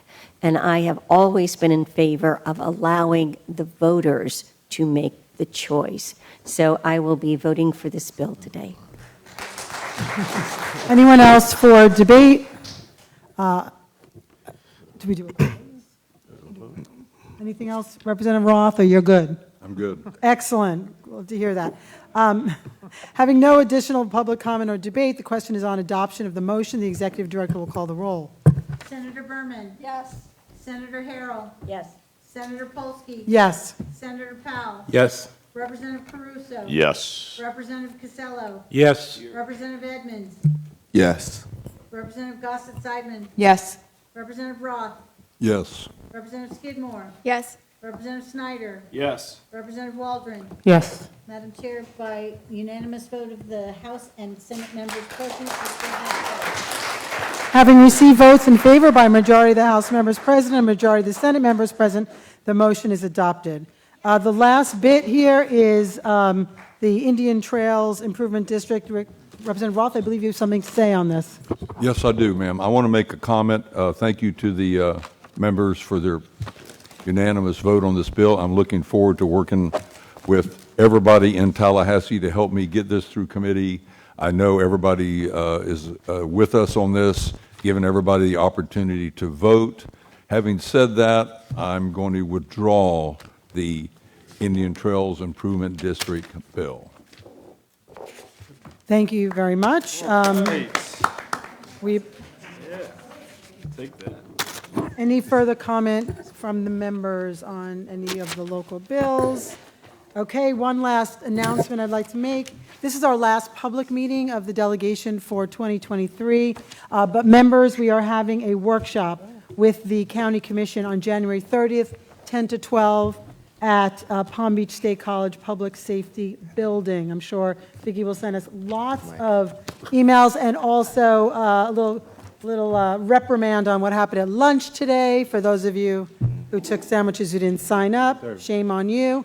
And with that, Representative Caruso moves we adjourn for the day. Thank you.